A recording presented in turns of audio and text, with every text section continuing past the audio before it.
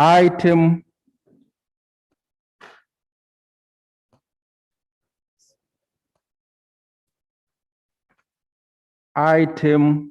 number 6 on the order paper, motion for the adoption of the report of the Committee on Rules, Privileges and Discipline on the proposed amendments to the Rules of Procedure of Parliament.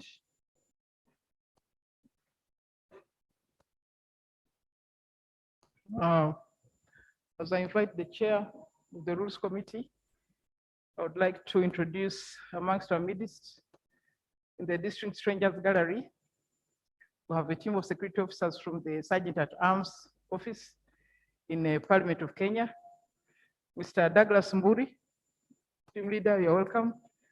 Daniel Kipangitich, welcome. Mr. Joseph Mugeni, you're welcome. Mr. Henry Lesaina, you're welcome. Mr. Liki Akanga, welcome. Mr. Frederick Okuta, welcome. Ms. Mildred Walumbe, welcome. Ms. Judith Igo, welcome. The visit Parliament on a 2 weeks attachment program with the Sergeant at Arms Department. Welcome. Can I invite the chair of the Rules Committee? Not here? Okay. If he's not, can we let me move up 2 items. I'll move up item 19 and item 18. So let me invite the chair. Let's go infrastructure to report quickly, and item and the chair of presidential. Then we can go back to item 7. Item 18. Item 19. Item 19. Motion for adoption of the report of the Committee on Physical Infrastructure on the status of land at the former Nakawa Naguru Housing Estate. Honorable Chair.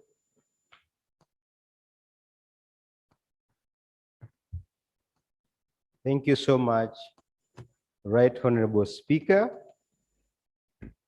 Right Honorable Speaker, this is a report of the Committee on Physical Infrastructure on the status of land at the former Nakawa Naguru Housing Estate.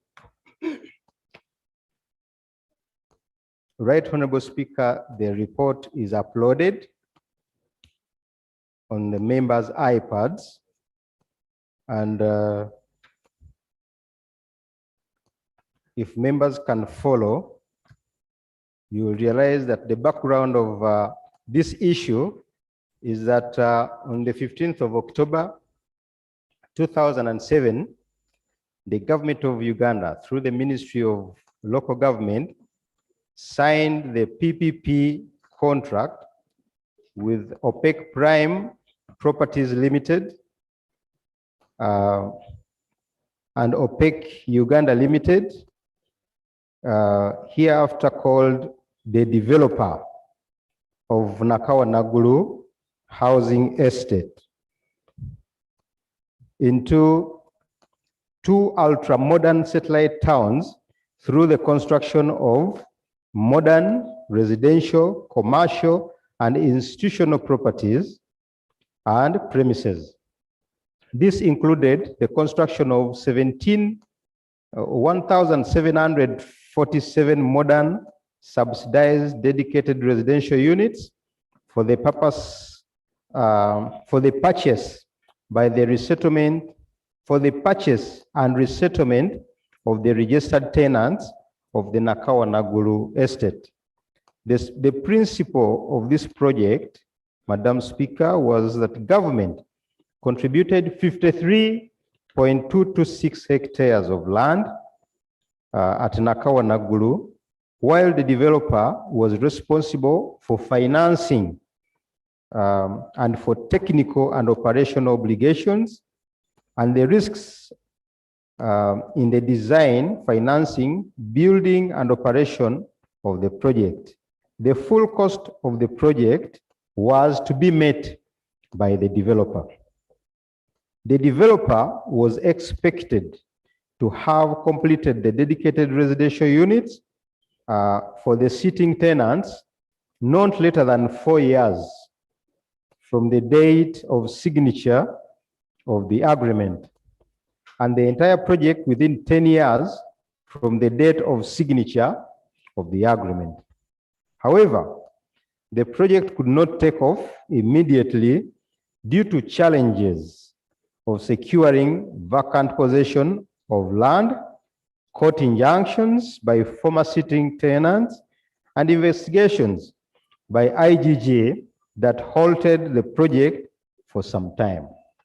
Consequently, Madam Speaker, the parties signed Addendum 1 of the PPP agreement on the 10th of December 2012 to cater for the lost time and to introduce other amendments to move the project forward. The project site was officially handed over to the developer at a groundbreaking ceremony that took place on 14th October 2013, presided over by none other than HE, the president. The project still did not take off. And on 28th of October 2015, the parties signed Addendum 2, in which the developer agreed to surrender 24.426 hectares of land at Nakawa land back to government, leaving the developer with 28.8 hectares of land at Nagulu land. The surrendered portion, Madam Speaker, was reallocated to the Aga Khan for construction of a modern university teaching hospital.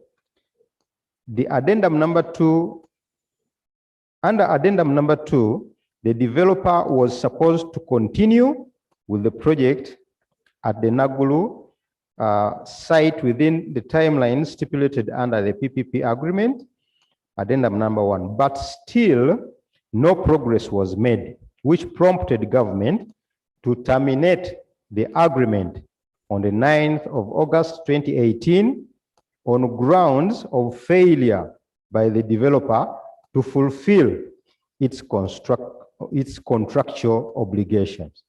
Honorable members, it is against this background that the committee conducted a fact-finding inquiry to ascertain the current status of the Nakawa Nagulu land following termination of the PPP agreement. If you read through, you will see the terms of reference and indeed the methodology that was used to generate this report. On page 6, Madam Speaker, we have our findings, observations, and indeed the recommendation. On current ownership status of Nakawa Nagulu, Madam Speaker, on termination of the PPP agreement, the developer in August 2018, government through Uganda Land Commission exercised its right to re-enter, and the leasehold titles which had been issued to the developer were cancelled. The committee reviewed copies of these and confirmed that indeed they were cancelled. The committee, however, noted that Uganda Land Commission is in the process of allocating the land to private persons, as will be noted later in this report.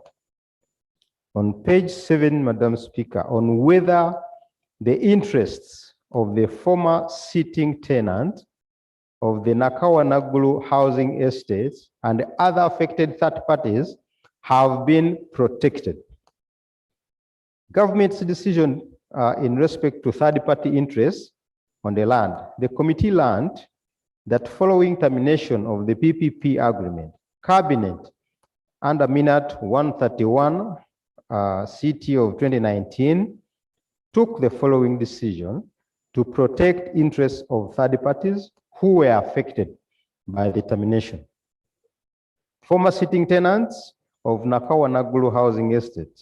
As mentioned earlier, under the PPP, the developer was required to use the land comprised of Nakawa Nagulu Housing Estate for, among other things, to construct 1,747 modern subsidized residential units for the purchase by and resettlement of the registered tenants of that area who would have entered the memorandum of understanding with the government and whose names were appended on the PPP contract.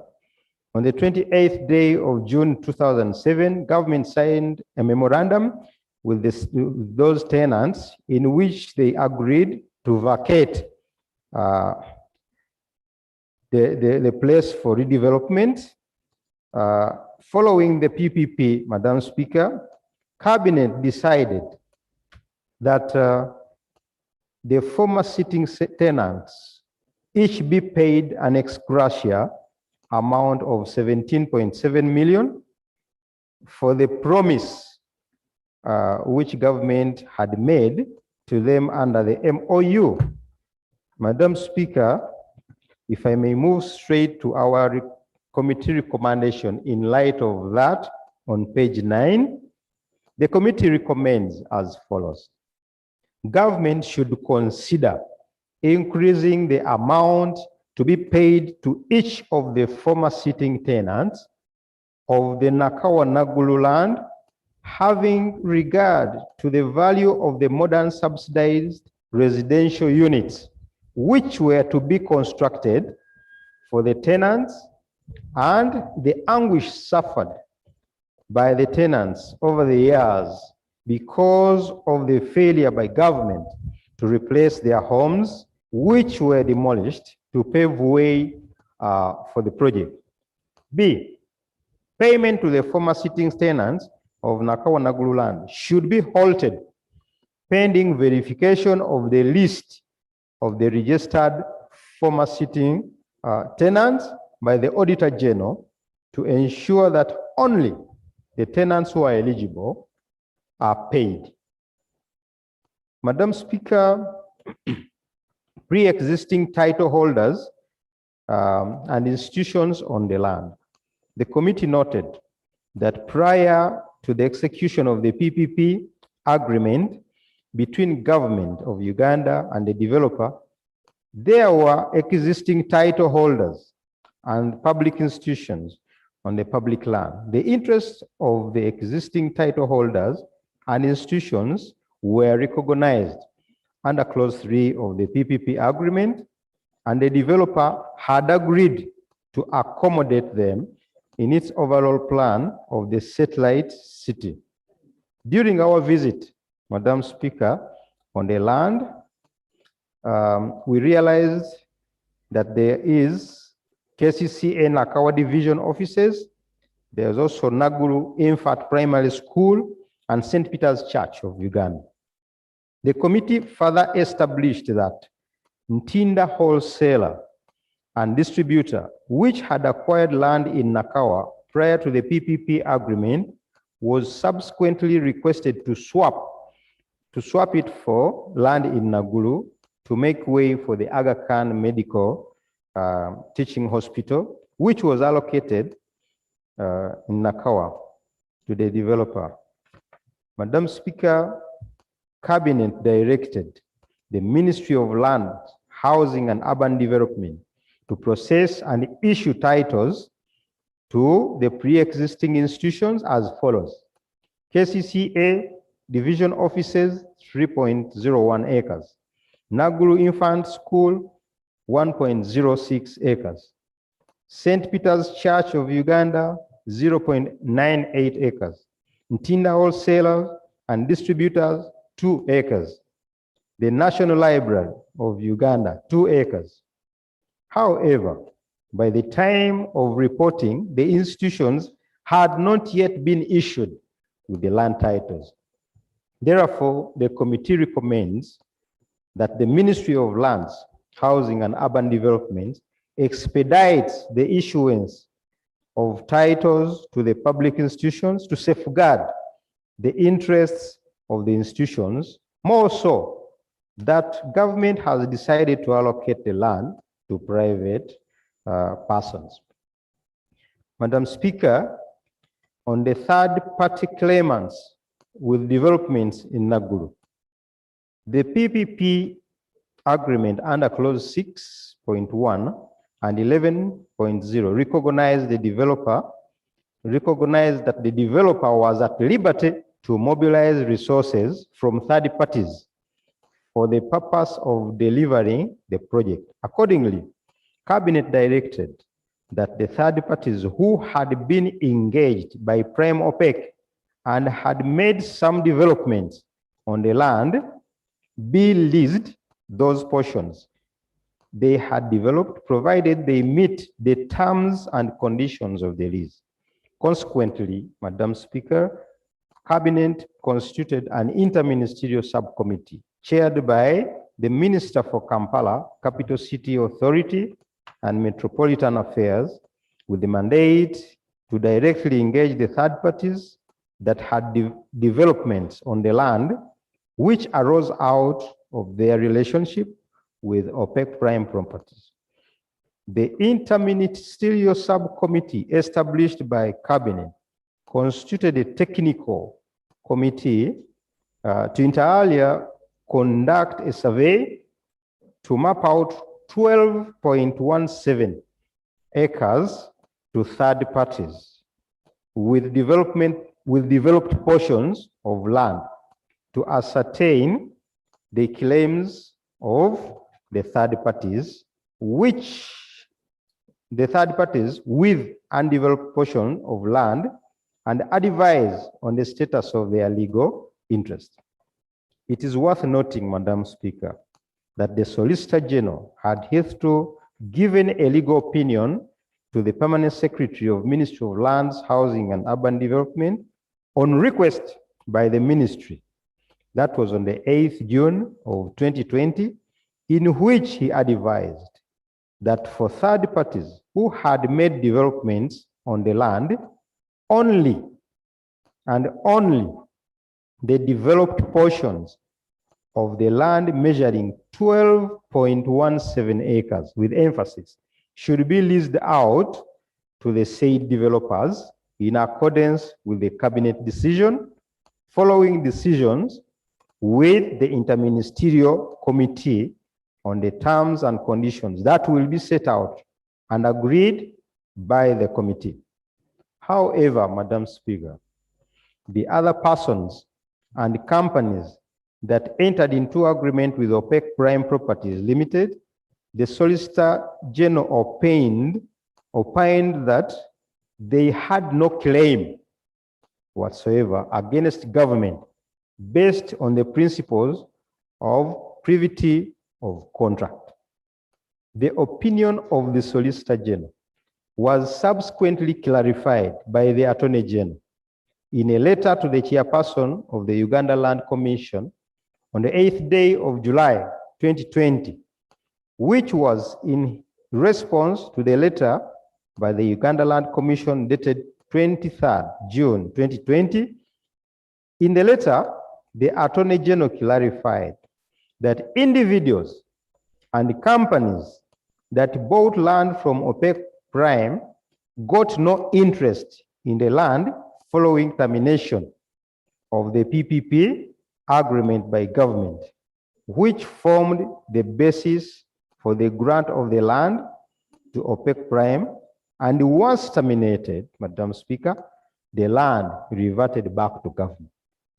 Regarding the companies and individuals who had developed some parcels of land pursuant to the joint venture agreement with OPEC Prime Limited, namely Rocco Construction Limited and Multi Consult Designs Limited, the Attorney General advised ULC to implement the Cabinet decision in respect to this category of third parties, working together with the interministerial subcommittee constituted for this purpose.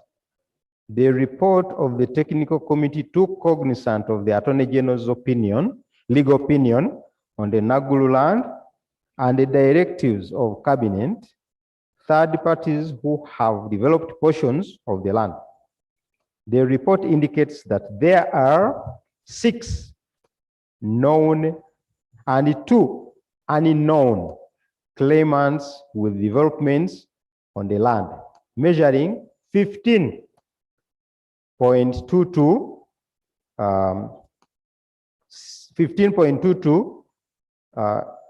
8 acres. Members, you will note that the first was 12 acres. Now it has increased to 15.2. The unknown claimants are Rocco Construction Limited, which is claiming 9.344 acres. Multi-consult design, these are the known claimants include local construction, 9.433, multi-consult design, claiming 3 acres, and one Luchamuzi and Hakim Mulindwa. Then Acacia Properties Limited and Professor Gakwandi Shato, whose developments cover 2.884 acres in total. Now, during our visit, Madam Speaker, we found out that there are 19 physical developments or physical structures on the land as follows. 2 developments at foundation level, and one shell house. Shell house meaning some structure which is not even roofed. It is incomplete, belonging to Luchamuzi. 2 complete houses and 10 shell houses of the would-be townhouses allegedly constructed by Multi-Consult on behalf of Rocco. There is 1 complete house belonging to Katomagala. There's another 1 complete house belonging to Professor Gakwandi Shato. There's 1 house which is still under construction, Madam Speaker, belonging to Hakim Mulindwa, and a huge slab which was constructed by Rocco to accommodate the first 200 units for the former sitting tenants of the Naguru land. However, due to limited time, the committee was unable to interface with those third parties under that.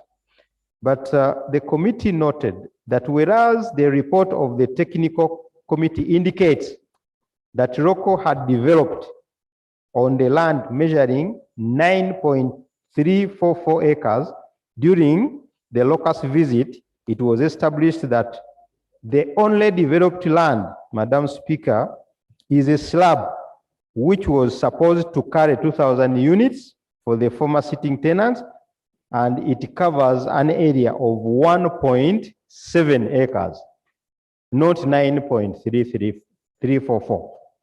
Therefore, the technical committee's recommendation that Rocco should be allocated 9.344 acres, when in fact the company has developed only 1.7 acres, has no merit, considering that the Attorney General had hitherto opined that the third parties with developments on the land should be leased only the portions on which they had developments.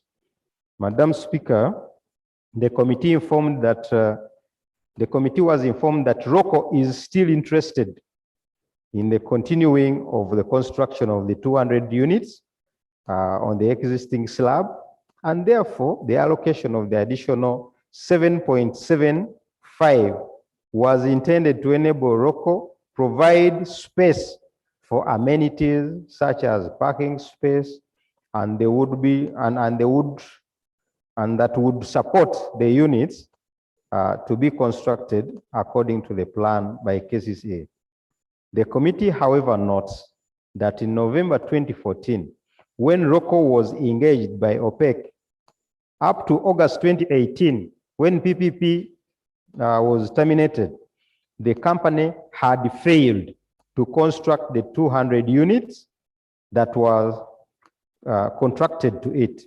It is therefore risky for government to allocate ROCO an additional 7.7 acres when it failed to develop the first 1.72 acres for the period of almost 4 years. During our visit, Madam Speaker, the committee established that the physical structures which were erected on the land do not meet the standards of an ultra-modern satellite city envisaged in the PPP agreement. As a matter of fact, the houses of the former sitting tenants, which government demolished on the basis that they were dilapidated, were high-rise apartments and of much better standard than the structures currently existing on the land. The committee therefore recommends that if government is to proceed with its plan of developing the land into an ultra-modern satellite city, then it should consider an ex gratia settlement for the third parties with developments on the land as opposed to granting them leases, since their developments were incompatible with the envisaged ultra-modern satellite city. Madam Speaker, on the third-party claimants with the developed plots, the technical committee of the cabinet, subcommittee of the cabinet considered their claims with undeveloped portions of land and the status of their legal interests. Madam Speaker, in the regard to the technical committee constituted by the subcommittee, which comprised of State Attorney, Senior Inspector of the Ministry of Lands, Principal Legal Officer, Ministry of KCCA, the legal subcommittee established that there were a total of 12 third-party claimants who had agreements with OPEC Prime, and these were Kampala Associated Advocates, 1 acre, Professor Henry Kirali, Dr. Luce Kirali, and Dr. Grace Kirali, care of their attorney, Okech Young, and advocates, 1.085 acres, Professor Arthur Shatoka Kwandi, 0.8 acres, 0.98 acres, AFG International Limited, 2.74 acres, Delta Worth Focus Investment, 0.9 acres, Elisa Brookie, 1.09 acres, Luchamzi Investment, 8 acres, Buita Limited, 1.57 acres, Acacia Properties, 9.5 acres, Sesti Supplies Limited, 1.9 acres, Katomagala, 0.16, and Akim Mulindwa, 0.5. Madam Speaker, when we go forward to the presidential directives on page 15, the committee was informed that the president directed that part of the land be allocated to the International Medicine of Virginia, 15 acres, Uganda Heart Institute, 10 acres, and Medihill Group of Hospitals, 7 acres. The committee was availed with copies of the presidential directive, Madam Speaker. However, whereas the report of the technical committee of the interministerial subcommittee indicates that presidential directives were implemented, a letter dated 22nd March 2021 of the Uganda Land Commission to the Minister of Lands, Housing and Urban Development indicates that Medihill Group of Hospitals was not allocated land at Naguru Estate by ULC because the President's directive was received after the allocation had been completed. In the letter, ULC instead offered Mid-Hill Group of Hospitals 7 acres of land at Butabika Hospital. Indeed, a document was availed to the committee titled Naguru Project Land Survey, which indicates that the hospital was not allocated the land.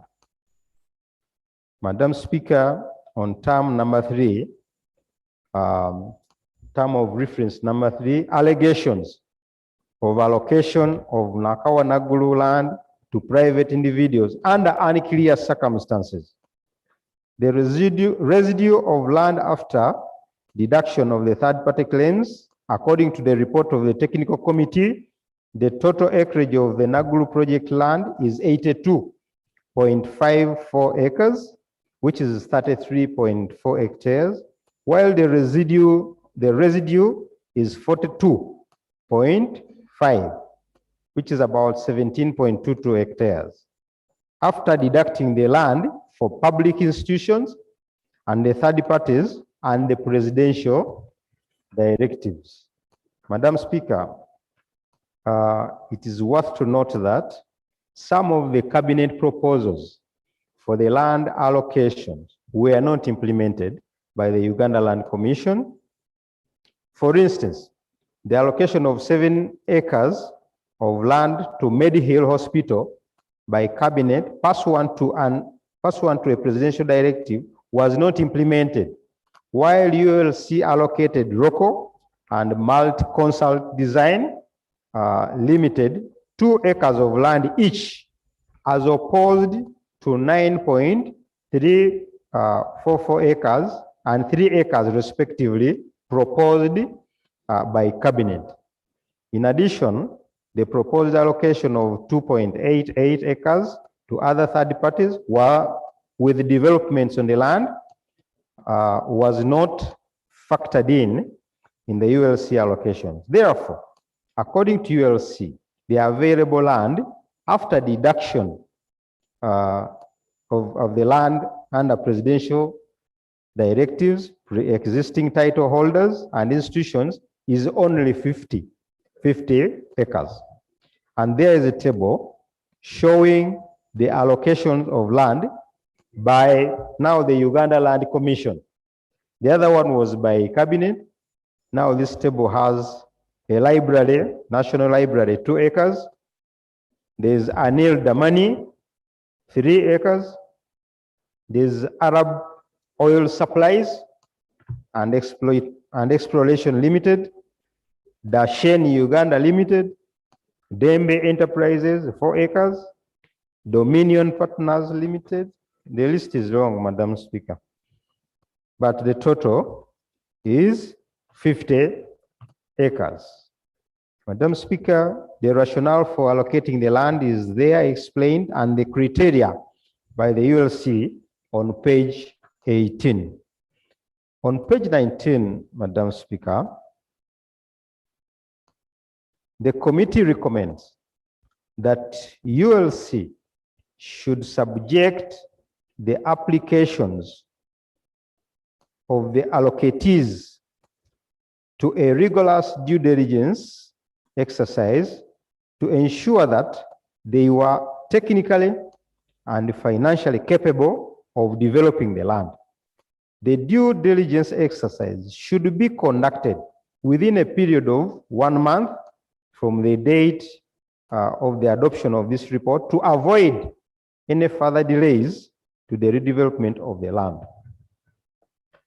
Madam Speaker, the committee noted that the apparent lack of coordination between the Ministry of Land and the ULC in allocating the land,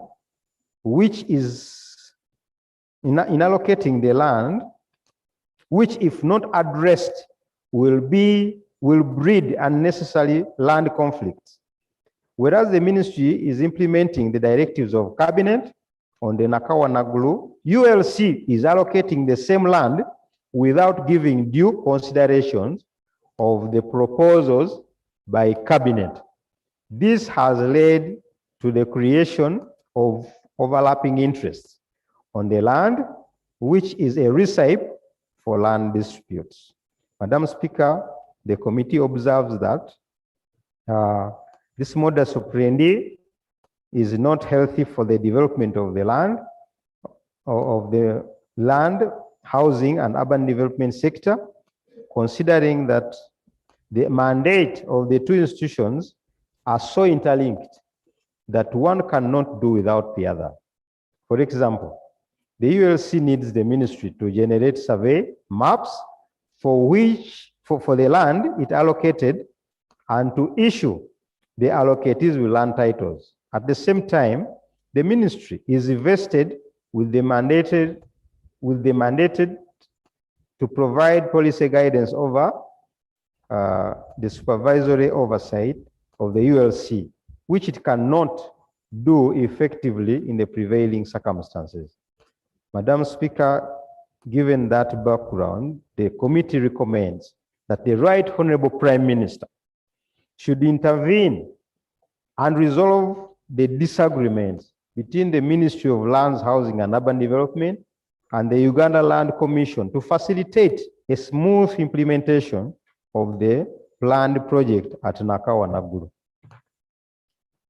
In regard to the attempts to usurp the mandate of the ULC, Madam Speaker, under Article 238 of the Constitution of the Republic of Uganda and Section 46 of the Land Act 1998, the Uganda Land Commission is vested with the mandate to sell, lease, or otherwise deal with the land held by it.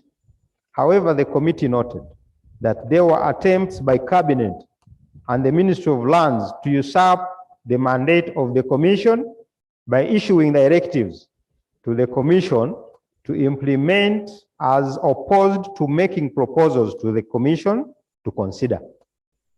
In attempting to reassert its mandate, the Commission found itself on a collision course with the Cabinet.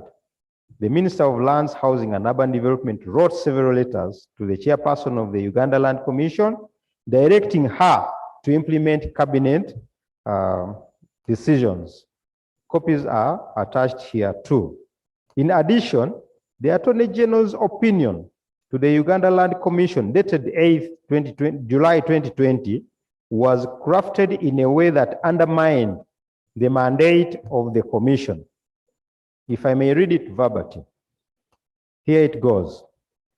All subsequent allocations made by Uganda Land Commission without Cabinet approval should be rescinded as it is in breach of Cabinet Minute number 131 of 2019-5 that authorized the Cabinet Subcommittee to make proposals for Cabinet's approval of the investments to be undertaken on the recovered land. Madam Speaker, the committee notes that the role of the Ministry of Lands, Housing and Urban Development is to provide policy guidance to the ULC, but not to allocate land.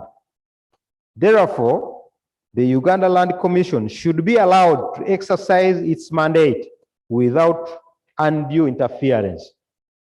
The committee further recommends that Ministry of Lands should expedite the tabling of the Uganda Land Commission bill to streamline the functions of the commission and accord it the much desired operational and financial independence to enable the commission exercise its functions independently, efficiently, and effectively. The general recommendations, Madam Speaker, in view of the foregoing, the committee recommends that A, the chief government valuer should establish the actual value of the existing developments on the land for future reference. Should government consider the option of paying the third party claimants instead of allocating them land? B, Uganda Land Commission should take the requisite legal steps to restrain the third-party claimants under the PPP agreement with OPEC Prime from proceeding with any further developments on the land, to protect government from paying colossal sums of money to the third parties for the developments made in the future, considering that the value of the property increases with each passing year. C, the KCCA, the Kampala City Capital City Authority should expedite the process of updating the master plan for the Naguru-Nakawa area to take care of the changes in the land uses, and which should be aligned with the overall physical development plans for the city.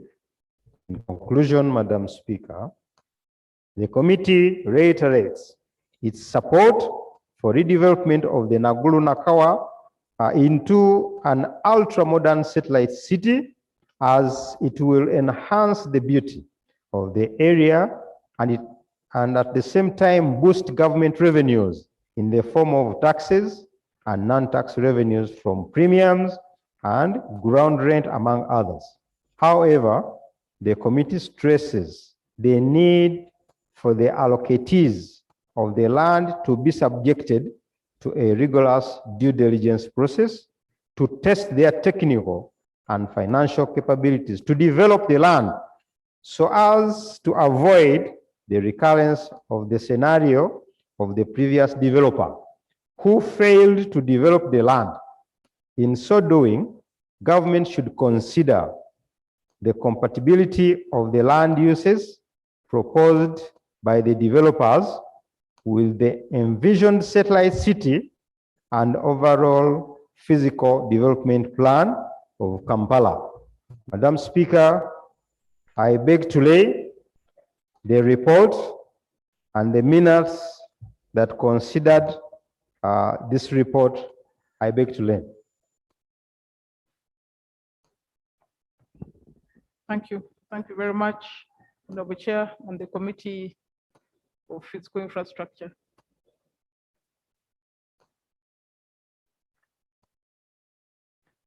A few comments, Honorable Saungu Mwiru, Mbwa, we'll go to Gomba, Macho.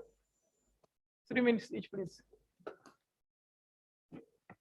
Thank you, Madam Speaker. And I want to thank the chair for the report.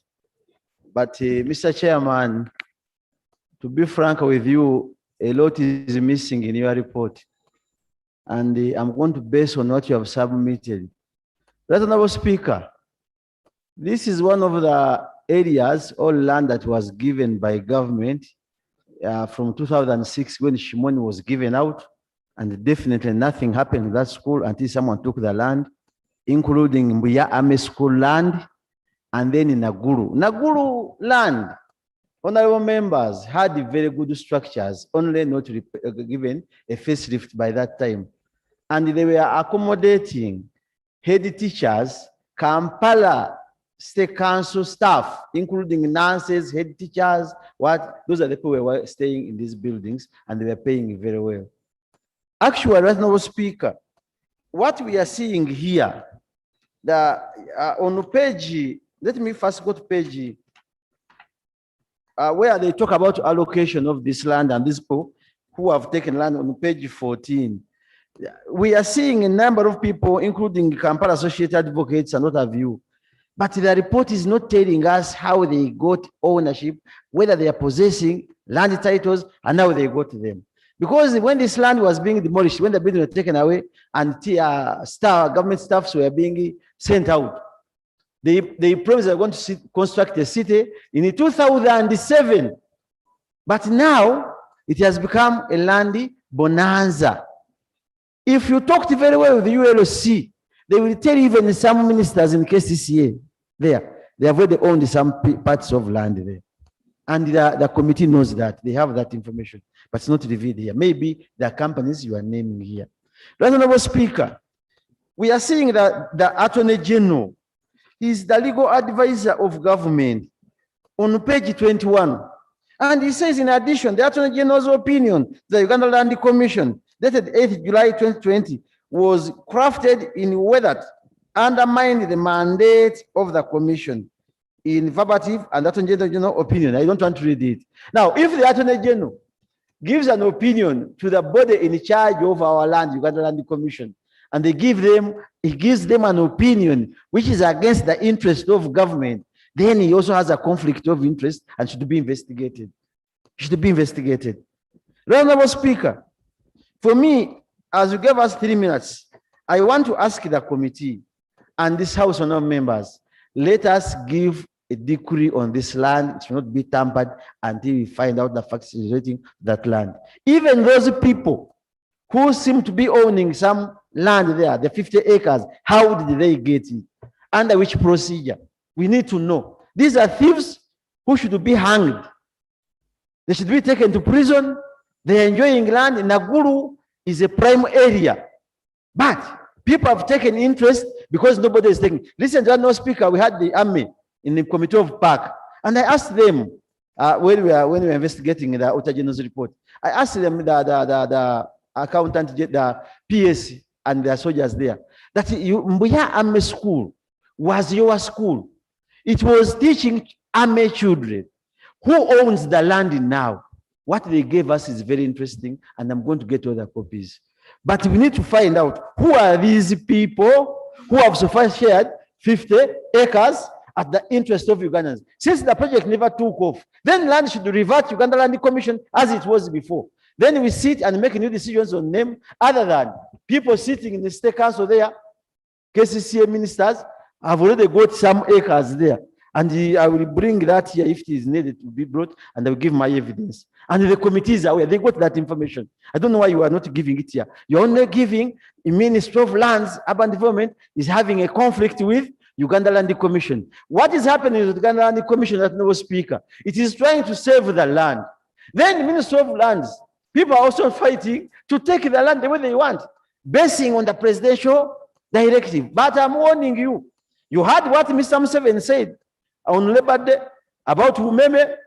He's accusing us, he's attacking parliament, he's attacking ministers. For him, he's a holy person living on earth with no sin.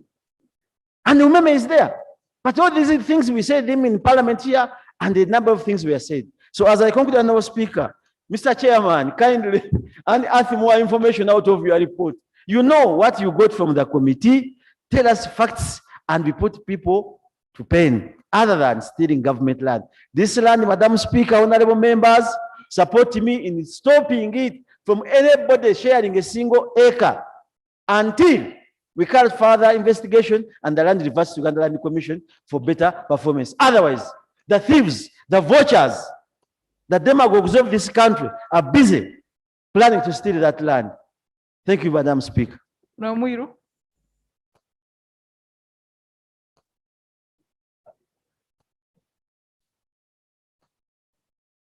We have decided, then I'm coming. Thank you so much, Right Honorable Speaker and colleagues. I want to thank the chairman and the committee for the report. Right Honorable Speaker, I'm looking at a big problem about land management in the country. And what the chairman is bringing out is just a symptom. It is part of the bigger problem.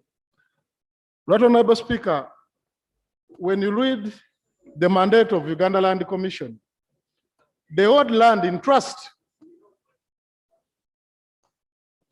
in trust of the Ugandans, because they're exercising that mandate, which is conferred by law. Right Honorable Speaker, in exercise of that mandate, first we expect them to act independently. We have a problem in this country as to who is an investor. This is to start with. Honorable Speaker, I went to Uganda Investment Authority when I was applying for an investment license. So I said, I want to an investment. Then the girl asked me, where is the investor? I said, I am the investor. They thought I'd come with either an Indian or a white, because investment now is attributed to color. Because when Honorable Speaker, I do due diligence of most of these companies, these individuals given this land, don't take this land too. They are paupers. they don't have any money to do any development. That's why, if one asked these companies to whom land had been allocated, who did the due diligence to know their worth? It is a shame to the Prime Minister and the ministers seated in front there. But actually, what you are doing is unacceptable. Right, Honorable Speaker, I don't object to giving land to anybody who has potential to develop. Actually, my view is different. My view, Honorable Speaker, is that let government act transparently. Advertise any public land which is available for development. That's how serious government do. And as a result of that, people would express interest. And when they express interest, you choose those who have capacity. But, Honorable Speaker, there are leases which are issued in respect of these alleged developers. Suffice to mention, Honorable Speaker, that there are always developmental leases. They give the first 5 years. I have ministers from the Ministry of Lands here. Even before the expiry of the 5 years, nothing has been done. These so-called investors are extending their leases to 49 to 99 years. I dare challenge any of you to stand up and say that's not the case. That's what they are doing. Right, Honorable Speaker, some have even converted leases to freehold. They are even denying government revenue. Because if an alleged investor is having a freehold, he's holding in perpetuity. He has no business coming back to you. Finally, Right, Honorable Speaker, when you look at these awards which have been done, if the ministry, you are controlling authority, when you're working together with Kampala's Capital City Authority, why should you land allocated for another purpose? Why should why should they put another development which is not the one which had been intended? The question would be, Minister in charge of planning, when this place was allocated for that purpose, did you gazette it as such? These people are putting up houses who are claiming to be owners. Did they go and do change of land use? Then the other issue is, when the lease is given out as a developmental lease, it's not transferable, Honorable Speaker. This foolery, that is, the lease was given to OPEC, and he started subleasing to other people without reverting to the one who's giving the lease. It's unacceptable, it's illegal. So I challenge the ministers here, dearly, you can do better. And Honorable Speaker, I want to end by saying that we can stick to the original offers. Issue directive, those who had been given those leases to develop within a particular period of time within the developmental lease. And if it is not done, let us cancel all of them. Re-advertise, get actual investors in the real sense. Thank you. Short of that, Honorable Speaker, we are going to be having schemers. You have heard that the Minister of Lands is fighting with the chairman of the Uganda Land Commission. The scrapper is about land. It has nothing to do with land management in this country. Okay. Because you cannot tell me that the Uganda Land Commission, which is under the ministry, cannot be supervised by the Ministry of Lands. It can't. The political head of that ministry is the Minister of Lands. Whereas Uganda Land Commission, when they are executing their mandate, they act within the law. So that's why, Honorable Speaker, I want to end by saying that the ministers, you can do better. I see my friend here, Honorable Musumba. She's on the lawyer and a very senior person. Honorable Chris Mariomons. You can do better. I thank you. Honorable then Macho, Ibaria, Achia, Amede. Thank you so much, Right Honorable Speaker.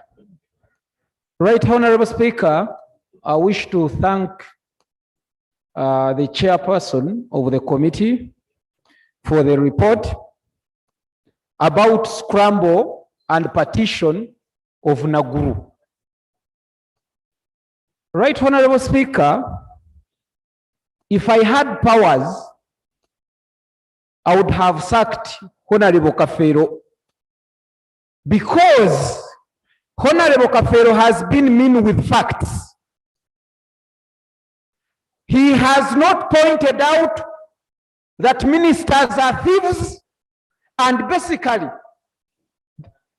not all ministers, but this time, the land in question, the Naguru land, Honorable Betty Amongi, Honorable Betty Kamya, Honorable Betty Namugwanya, it's as if the name Betty is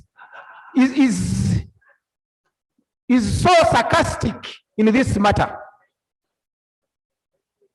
Right, Honorable Speaker, I wish to inform Honorable Kafero, if you're not informed, that all this fracas we are seeing is only brought by the 3 ministers who have tried to allocate themselves land, and they are sitting on interministerial committee, confusing our Mzee here, because he sits on the committee, but they are confusing him and they are passing papers here and there. But me, I have the facts. They've allocated themselves land. And they are trying to take away the mandate of ULC. And honorable members, it is the mandate of ULC, Article 238. So, I'm even wondering, I did not study law. An attorney general coming out to say ULC should not proceed and give out land because if they did not get any authorization from the cabinet. Who is that attorney? Are these new attorneys from the field or the old ones? Is he the old one that we should trust? If we can misinterpret the law like that, then how about the people who are not land like the Mbraz here? So, right, Honorable Speaker and honorable members, even Rocco, the one they are trying to give even some acres, it should Half minute close. So, right, Honorable Speaker, I don't think even Rocco should even get even 0.02 decimals, because it has only a shrub and it has failed takeoff. Who doesn't know that Rocco has been liquidated? And by terminating OPEC, it means Rocco has no grounds to claim.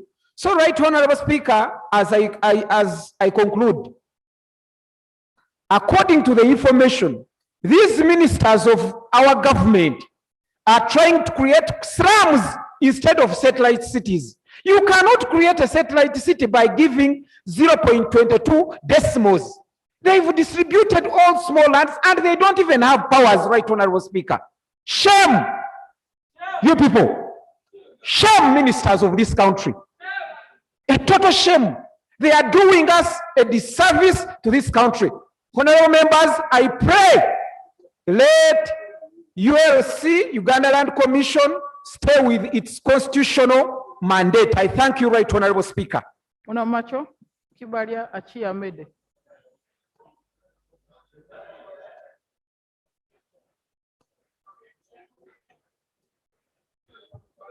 Right, Honorable Speaker, history comes and history goes. Right, Honorable Speaker, Mr. Chairman's report is good, but not very good.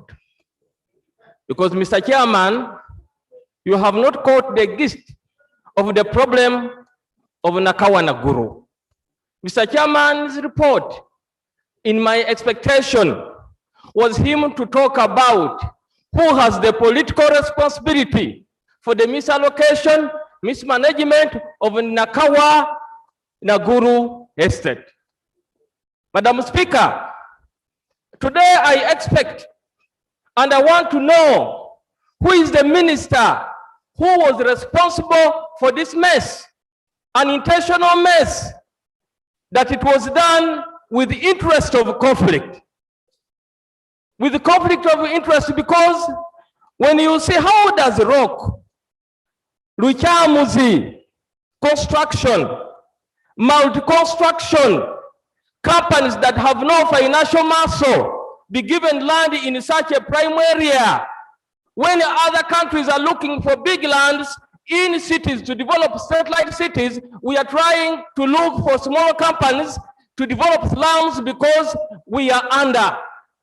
The fact of the matter, Madam Speaker, I believe and strongly believe that the ministers or the minister, majorly Betty among the Minister of Lands who was there by that time, the minister who was there by that time, she must come and tell Uganda, she must come and tell this country information, but just for a minute, for just a minute. But Madam Speaker, I keep complaining that people who left the UPC come to NRM and imported their bad character of corruption, lack of transparency to our party. And this are bringing a shame to our regime of NRM. Because how do they really organize a groundbreaking and take our president to go and do the groundbreaking of a floodlight city? UPC members who are here in this house today, you must apologize. And Madam Speaker, at the same time, I want the UPC members who are there to tell us whether they are coalition party with NRM. You keep coming to a party, you take positions that would have been taken by senior cadres with the purpose of spoiling our party.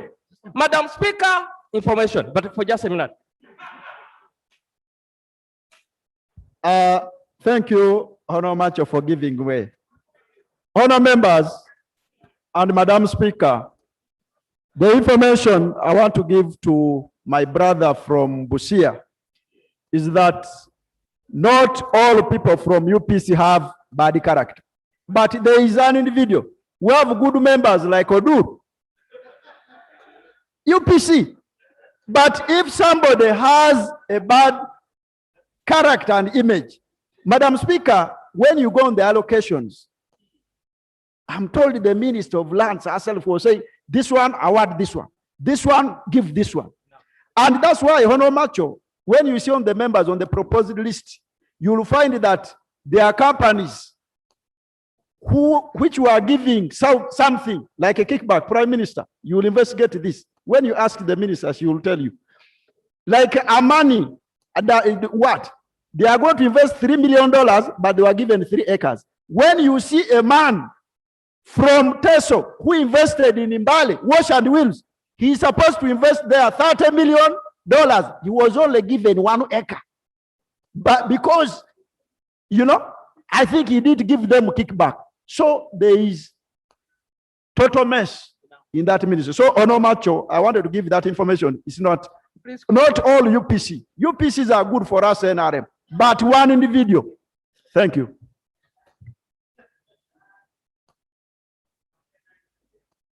Madam Speaker, why I'm calling UPC in general, I remember my good brother and my Honorable Bodur made us take back the 20 million that was given to take to our people who are starving because of COVID. That's why I'm talking of UPC in general. So therefore, Madam Speaker, on this note, Uganda Land Commission must be given its mandate. The ministers, Mr. Prime Minister, have engineered a fight between Uganda Land Commission and themselves because they have conflict of interest. They have conflict of interest, and this must stop. Therefore, Madam Speaker, I plead to the president of this country and I kindly request him that in the coming government that is beginning 2 months to come, let UPC be left at Uganda House so that NRM we can govern this country alone without them. I rest my case, Madam Speaker.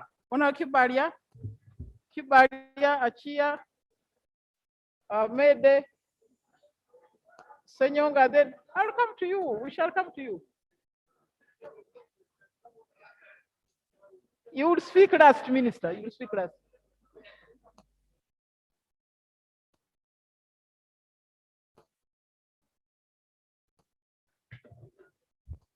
Thank you, Right Honorable Speaker. Right Honorable Speaker, we thank the chair for submitting the report, but he submitted the report as an obligation. I'm very sure the engineer Kafera, he was in position to present a report that was better than what he submitted. Right Honorable Speaker, I need to be clear on this. We need the government that we are serving to know that before the government came, several other governments had existed. And they knew that one other time they would go and another government would come. Right Honorable Speaker, those governments that existed knew that there were assets that would remain for government of Uganda. What is very interesting in this current government, Right Honorable Speaker, that the mafias and those big shots in government feel that whatever is in Uganda is theirs and they must go with everything. Right Honorable Speaker, the time when those poor citizens of this country were evicted from Nakawa and Naguru, we were in Kampala. We saw the misery. We saw the cry. We saw how those people suffered. Very innocent. Right Honorable Speaker, some people slept outside for weeks. Some people had nowhere to go. There were sons and daughters whose parents had been born from that area. They didn't know the villages where they could go back. They didn't know anything. That was their life. They were evicted. Very many years down the road. Here we are mafias in this country, Right Honorable Speaker. Go to Naguru and Nakawa to begin dividing those plots, allocating themselves that land. Right Honorable Speaker, if there was anything that we would request this government under the leadership of the head of state, Commander-in-Chief, General Yoweri Kaguta Tibuhaburwa Museveni to do, really let us see something done here as far as Naguru and Nakawa are concerned. Right Honorable Speaker, me the other day was here. I'd gone to the clerk. I wanted to present a petition to censor the former Minister of Lands, Honorable Betty Amon. Then the clerk said the time was not on our side. Then there was something I'd wanted to present because we had our issues. We can't have a person in government where every scandal, so long as it's land, it's as if in our land, where I come from, we have an animal that stays underground. It moves from here to the other side. You sit here, tomorrow you'll find it in it. Just, it's as if this minister, Right Honorable Speaker, was told that when you are given the docket of being a minister of land, the whole land in Uganda is yours. We can't see somebody in every scandal, every part of land. She's about to even take this parliament, the land here. We can't continue like that, Right Honorable Speaker. Right Honorable Speaker, I'm totally against anybody who is occupying the Nakawa Naguru land. They told us they were developing a satellite city for that area. They told us they were going to develop something that was very fantastic to even bring tourists in this country called Uganda. Here we are, the mafias have begun allocating themselves that land, Right Honorable Speaker. We can't stomach that. We can't see that. We can't have attorney generals that can only advise at against the interests of Uganda's, Right Honorable Speaker. Right Honorable Speaker, the Prime Minister is here. The good Prime Minister that I know. I request him to go and advise the President that for once, let us see the President bring to book anybody who was responsible for that deal. Before we are born, we could hear people being taken to firing squad. Let us see some firing squad somewhere. These mafias, Right Honorable Speaker, will take everything so that even our grandchildren will not find anything in this country. This government must know this country will remain, whether it's under which ministry, under whose leadership, but we must see an end to this. We must see an end to impunity. Not everybody being here. People will continue fighting. There is a general who is there fighting because he wants to come and grab the stock of farm in Jinja. We are waiting for him. If the government can't handle him, we shall handle him ourselves from Busoga. We can't see this continue, Right Honorable Speaker. I invite Honorable Bachi. Actually, Honorable members, Prime Minister, when I listened to the list of allocatees, I asked myself what happened to the housing of the African people. Because those houses in Naguru were developed by the colonials for the African people, for the African workers. But when you look at this list, you don't see the Ugandans anywhere here. Let me declare my interest. I grew up in that estate. For those who don't know, I grew up in Naguru State. So I know what I'm talking about. Honorable Chair, yes. Thank you, Mr. Speaker, Madam Speaker. Madam Speaker and colleagues, I had just joined this parliament in 2006. Immediately, 2007, a few months into swearing in, we were told that Shogam is around the corner. We need to find land to put new hotels. There is no accommodation. We need better roads. We were asked to immediately give away Shimoni demonstration school here. And that is going to be, the hotel is going to be there immediately so that by September, August, the people who come from all over the world will find a hotel there. We gave away a hotel, we gave away a school. We refused to give away UBC. They wanted even UBC. Today, Madam Speaker, they are still building. They are still building. I don't know what they are building, whether it is a hotel. 14 years later, the same year, let's remember, we have been deceived. They came back, a company called OPEC. They said the Arabs, I think it was the Honorable General Tafire, who was the Minister for Lands then. They came here, they told us, please, we are going to build a modern city in Nakao Naguru. I was here in this very parliament. In the evening, we used to go and eat malakwang food there near Shell. In Naguru there was a small car restaurant with the timber. Those of you remember. People were evicted. The people had to collect iron sheets. Some of them went to the slums. Some of them went to Chinawataka. Others remained with iron sheets near you know, this business school, Nakawa. Others ended up in the valley of Ntinda. People were evicted. The object was give this land to OPEC to develop a modern city. If that was the object, and when that company failed to develop a modern city, the land should revert back to government.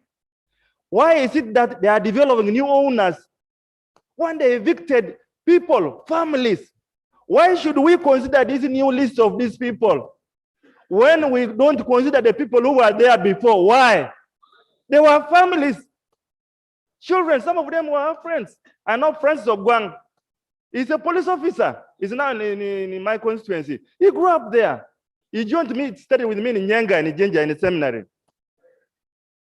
In the 90s, his family was evicted. They didn't know where to go, even to get transport. Wasn't there even a caveat saying that if you don't develop a modern city, you turn back the land?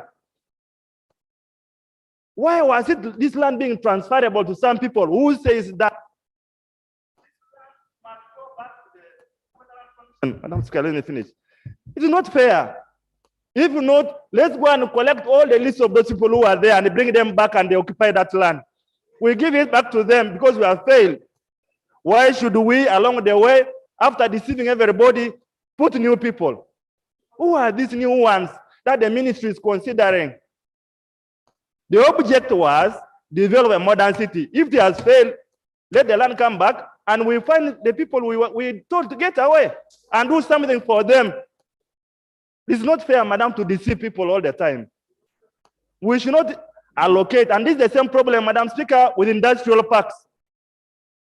Go to Namanve. Someone is given a land, then he's selling again. Land becomes transferable. If you have failed to develop that land, why should it not fall back to Uganda Investment Authority? It's happening all over the country. Industrial parks, Shogam. Why should it be that government land, if it's given to you on a list, if you fail to do for what given the purpose for which you are given, for agriculture, for a factory, if you fail to put a factory, it should revert back to the people of Uganda. Okay. Let this land revert back to the people for which it was who owned it before, not to these other groups. These people, we should disappoint them. We should disappoint these people in the list of Cavero. Okay. Let this land revert back to us. Thank you. Thank you. Now, Ahmed, then Senyoga. Where is Sengo? Where is Sengo gone? Okay. You have really mobile. Thank you, Right Honorable Speaker, for the opportunity. And I would like to thank the committee for attempting to present a report on this matter, though not satisfactorily. I stand here to mourn the actions of our government for the mismanagement of land in this country.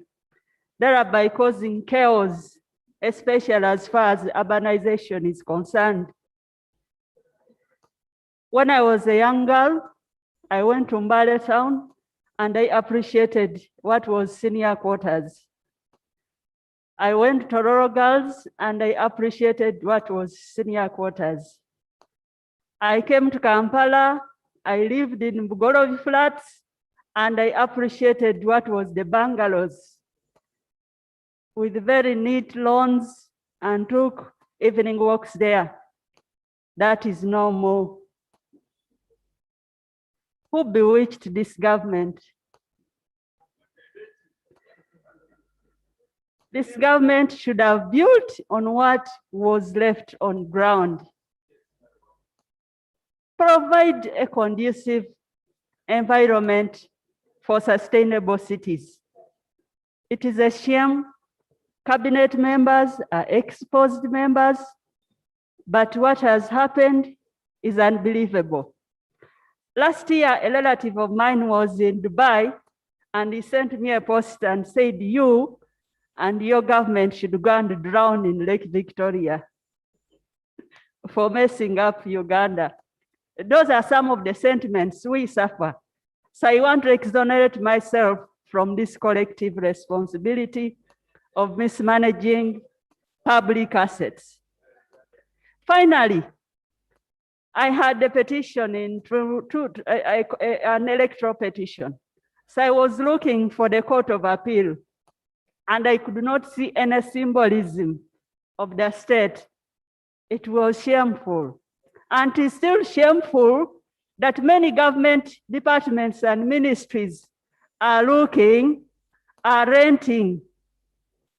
Again, about a year ago, I was riding in somebody's car, but I don't remember.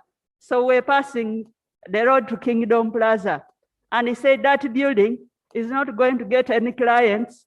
And after 2 years, it is government mafias who are going to start renting. And it has come to pass. Government departments have started renting there.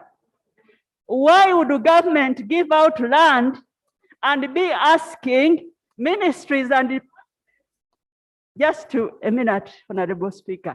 Why would the government be giving out land to other people and asking ministries and departments to find land? Why would they be paying exorbitant rate instead of building their own offices? The state cannot be robbing itself. This must stop. I beg to submit. Thank you. On Sengo Senyonga, and then Ona Musumba.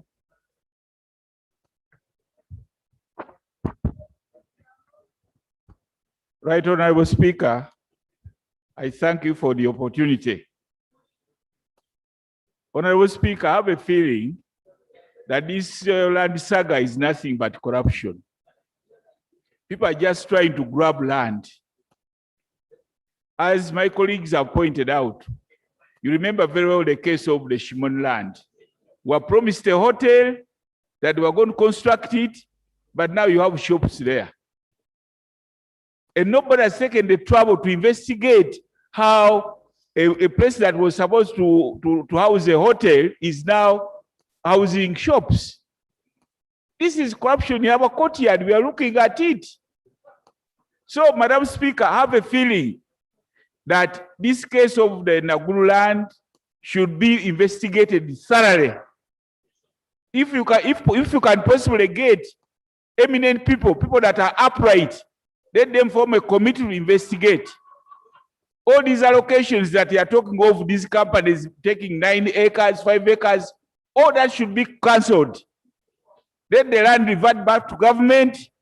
Let the government this time come clean, because this thing is a shame. Having made people suffer so much, I remember people slept in the rain because they had nowhere to go. And they were supposed a satellite, they were promised a satellite city, which never took off. Now they are saying they are allocating land to other people. Now this is not fair, Madam Speaker. It is not fair.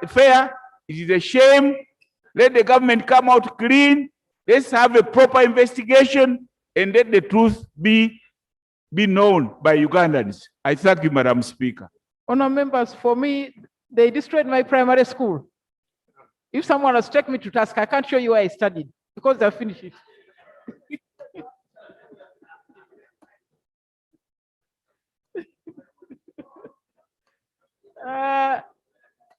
Thank you, Right Honorable Speaker and honorable colleagues. Right Honorable Speaker, you set up a committee to investigate the saga between Uganda Land Commission, you know what happened here, versus the ministry. Right Honorable Speaker, when I went to the committee, I told them clearly that sometimes we wonder how things are done. Right Honorable Speaker, in our Committee of Public Service and Local Government, my chair is there. The ministry is coming to claim billions so that they can purchase land as far as the Kajansi, Chireka, whereas there is land here, which the government ministry should benefit. As we talk now, Right Honorable Speaker, the Association of Urban Councils of Uganda has been chased from Wandegeya, now Gayaza, and now they are ending up here at Chariwajara. When really they have money in their budget in billions. Right Honorable Speaker, for Uruga, we budgeted the 2.5 billion this financial year. UAAU, we budgeted 2 billion this financial year. If that money can be put somewhere and they use this very land which is taken by unknown people in disguise of a few investors who are not even clearly known, Right Honorable Speaker, that would solve. When you look at now the Minister of Local Government, good enough, I've seen the minister here. How much money are they paying for rent every year? Whereas Nakawa is very near, is centrally located here, they cannot, if they have failed for the first proposal of the wonderful city, let them put government offices there, let them be centralized so that Ugandans can benefit, but there is a lot going on elsewhere. Right Honorable Speaker, and now we are only talking about Nakawa Naguru, but even other public land elsewhere.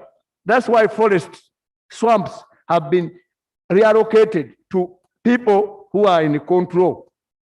And I agree 100% that the Prime Minister should look into the matter seriously to save this country. Otherwise, Ugandans are losing trust because as we are talking now, they are viewing, they are listening. But what explanation are you going to give that after 13 years, Naguru and Nakawa, not even a single small house is available, but giving it away to investors unknown to everybody. I thank you, Right Honorable Speaker. Okay. Okay. Leader of Opposition and then Minister for Lands. Madam Speaker, I remember very well in the 8th Parliament when they talk of Chogam. The children of Shimoni demonstration came and cried tears. I was the secretary of Uganda Parliamentary Forum for Children. So it was not just about giving, it was about robbing the children of Uganda at the expense of, they say, foreign investor coming to put up a very big hotel for Chogam, which never materialized. And worst of all, some of the children were candidates, and exams, P7 exams was just around the corner.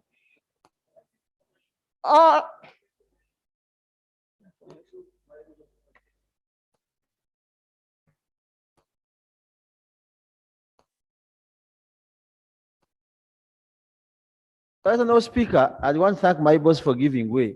I'm actually the one who led the children from Shimoni to demonstrate in Kampala and fight for that land. And one of the reasons they gave was that children of Shimoni were causing a traffic jam in Kampala. Members, as you get out to go and see what is happening along Shimoni now, that's the information I will give you.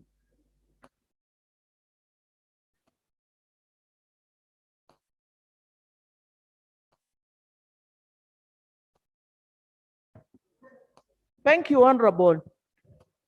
For this Nakawa Naguru, for us as opposition, I remember that time Honorable Nandala Mafabe was a leader of opposition and he led us there. We found our people were crying. So for us, even when government is not well prepared, they don't care about what? Inconveniencing Ugandans. So Ugandans are always third, fourth, fifth position. We should be prioritized in our country. When we are in other countries, we can afford to be number 2, 3, 4, 5. And there we saw how people cried. When it comes to land, it is also not only Naguru, Nakawa, and Shimoni, but you talk about Butabikalan. I was a member of Social Service Committee in the 8th Parliament. We saw how they were grabbing land, public land belonging to hospital, National Referral Hospital for mentally ill people. Go there now, I believe they are the big people in government without shame. You know, shame can always help us break. When we are shameless, then we can do things which are completely not acceptable. We should love our country. We should know that even after us, we have children coming up, we have grandchildren who will come up. We should know that this country is there for eternity. And we need all these public resources, public land for the country, not for personal greed. This one I can call greed. Those who grab land, even here in Shimoni demonstration, in Nakawa Naguru, in Butabika land, when it comes to issues of land, the country actually needs to put a special committee. Probably if this country had, do we say, council of the elders? It needs maybe elders, council of elders to be instituted to try and help. This is what other countries can save can save these public resources from greedy people. We call it greed. If you know you have grabbed public resources, you are among the greedy people. We call you mafia. So these mafias should know that the country is crying and is crying and is crying. So we need these public resources back. Give back and prioritize Ugandans, especially in this Nakawa Naguru. Give back to the what? To the owners who owned this land before. Thank you. Honor Musumba. Let's just hear from the government.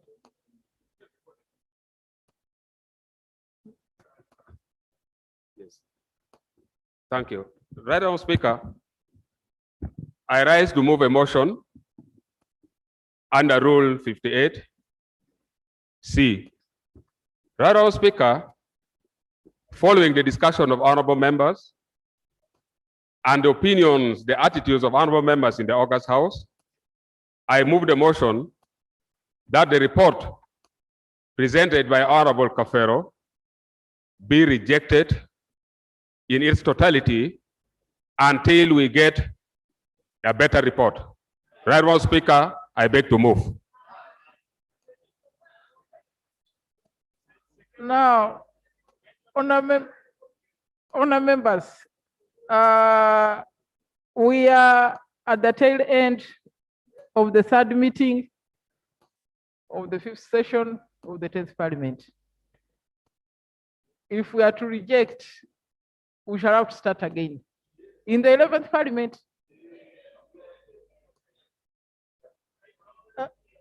Thank you, Right Honorable Speaker. Right Honorable Speaker, I stand to second the motion based on facts. One, Right Honorable Speaker, information on the ground is that as the committee went to get information, the committee didn't interact with the stakeholders. Right Honorable Speaker, taking a report where the committee didn't interact with the stakeholders who are the affected people on the ground, it leaves a lot to be desired in this report, Right Honorable Speaker. Secondly, Right Honorable Speaker, as we told you, there is a lot of information that we know on the ground.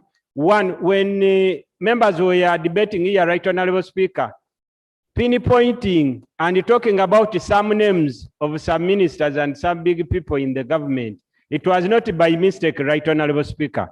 It's only that the committee was shy to reveal some of the information that could be behind there. So, Right Honorable Speaker, we are requesting that we give ourselves time, whether this debate is pushed to the 11th Parliament, whether the report is pushed to the 11th Parliament, or a select committee is formed, to make sure we move to the last dot of what is happening in Naguru and Nakawa. Otherwise, Right Honorable Speaker, if we continue having half-baked information, if we continue giving people Honorable Chivalia, Honorable Speaker, the information I want to give Honorable Chivalia is that even here, if you are seeing a report where they are saying that the Attorney General, and they never interfaced with him. Second, Honorable Speaker, honorable members, me, I have a full file about Shimoni, Bati Valley, and now I'm looking for Mbuya Ame. But what is coming out of here, even when you look at the signatures of the members, yes, the number is there, but there's a belief somewhere that even the members disagreed on this report, but we don't want to bring it. So if we defy, it's better than getting half-baked issues about this land. Let us not save the land, and we hit these people until we get the thieves to book. Thank you, Honorable Speaker. Thank you, colleague, for the info. So, Right Honorable Speaker, the Attorney General is there. He can testify. He was not interviewed. He didn't respond to the committee. Some of the ministers didn't interface with the committee. Most people didn't interface with the committee, but there is a lot because, Right Honorable Speaker, Ugandans are suffering and we are breeding mafias. We are creating the room for impunity. Everybody is taking whatever. As I said, Right Honorable Speaker, we are worried tomorrow some people are coming for the land title of this building. Now, honor members, I don't know whether you have carefully thought about the implications of rejection. When you reject, now what? Okay, what happens to Naguru after you reject?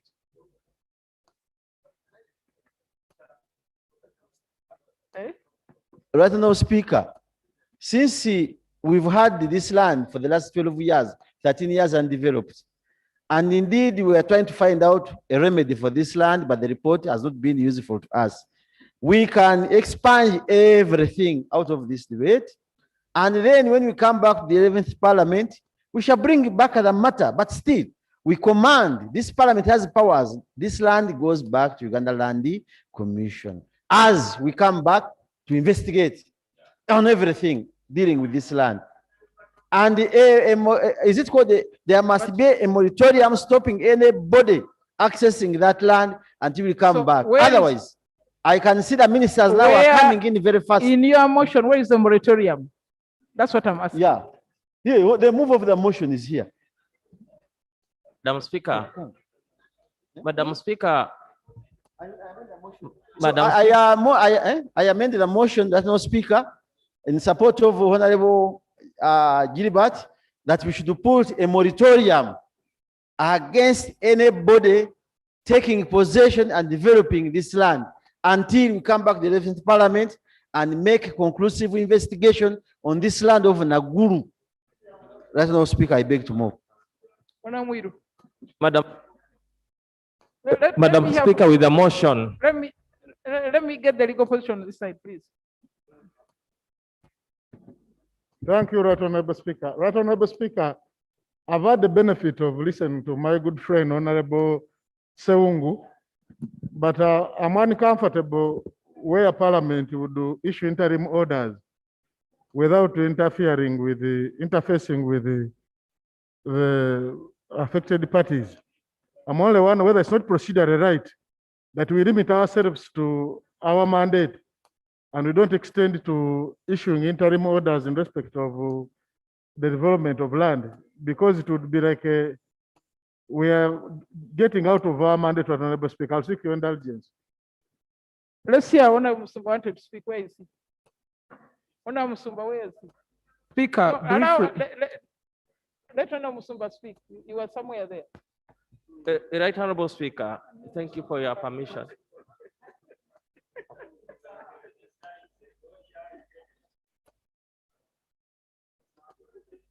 Thank you very much, Madam Speaker. Madam Speaker, I have listened to the report of the committee. We are prepared to agree with the majority of the recommendations of the committee, but also update this House that there have been a number of changes, improvements since the matters that came before the committee. Madam Speaker, for example, but that's what I'm saying. Madam Speaker, for example, it has been agreed that third parties with incomplete structures should be evaluated,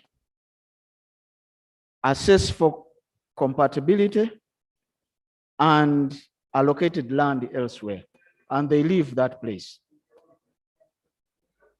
If, for example, Madam Speaker, we looked at the recommendations in the report, there are those that we agree. For example, on page 9, the recommendation that government should consider increasing the amount to be paid to each former sitting tenant. It is regrettable that up to now, those that were assessed have not been paid, but we are, as a government, as a ministry, engaging the Ministry of Finance to ensure that these people are paid. It is unfortunate that they have not been paid up to now. Former sitting tenants of Naguru Nakawa need to be paid. Also, the development, it has been agreed, must be consistent with the new plan. In my capacity as Minister for Urban Development, I have written instructions to ULC, Kampala City Council, and everybody else, instructing them that the place has been re-designated to be an urban, an ultra-urban satellite city, and given directives on how it should be developed. This was done on the 29th March this year, in which I, Madam Speaker, with your permission to lay this on the table, this letter, in which the directive is that please be notified that under Section 3 of the Physical Planning Act 2010 as amended, the whole country is a planning area, and the law applies to the entire country. The law further provides that for development permission to be granted before development, there is in existence a new physical plan for Nakawa Naguru that has been made for the area. This is consistent with the aspirations of an orderly, modern, and well-developed satellite city, which will set pace for modernizing Kampala and signaling direction Kampala should take in its further development. It is also intended to avoid slumization. Please take further notice that the highlights of the physical plan is that there should be no plots of land of a size less than 2 acres, and the building should be not less than 3 floors for residential houses and 6 floors for commercial buildings. The plan must have provisions for intra-road network, infrastructure corridors for water, drainage, sewer lines, broadband internet, and electricity, as well as green public space. Anything contrary to these specifics shall not be approved for physical development in that area. By copy of this letter, the Director Physical Planning will avail you a copy of the physical plan of the area to which all must abide. This instruction has been given, and I am glad to inform Parliament that it is being complied with. With your permission, Madam Speaker, I will lay this letter on the table as part of the evidence that actually we will not replace Naguru City with a slum. Madam Speaker,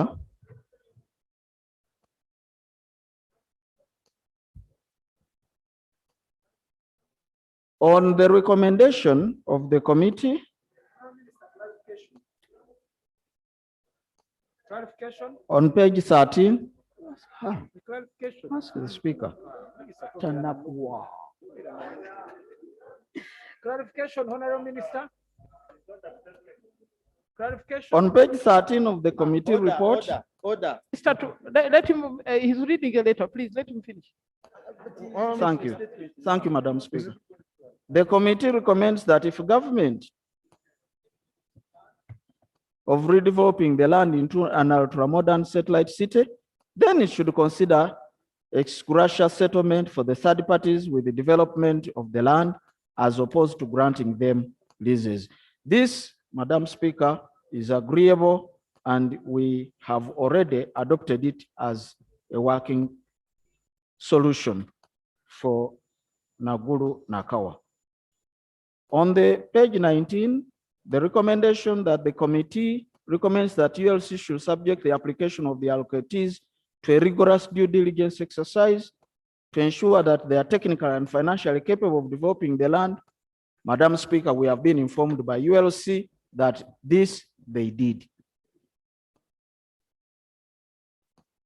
On the recommendation on page 20, that the committee recommends that the Right Honorable Prime Minister should intervene and resolve the disagreement between Ministry of Lands and Uganda Land Commission to facilitate the smooth implementation of land projects. Information, Honorable Sumba. Thank you, Right Honorable Speaker. The Honorable Minister is telling us that the Land Commission has informed them that they did the evaluation and provided and got all the information regarding the evaluation of that land. Madam Speaker, I have a letter here written to this is the Uganda Land Commission status report on Naguru Nakawa land, and addressed to the chairperson. This was to the parliamentary committee, and this was dated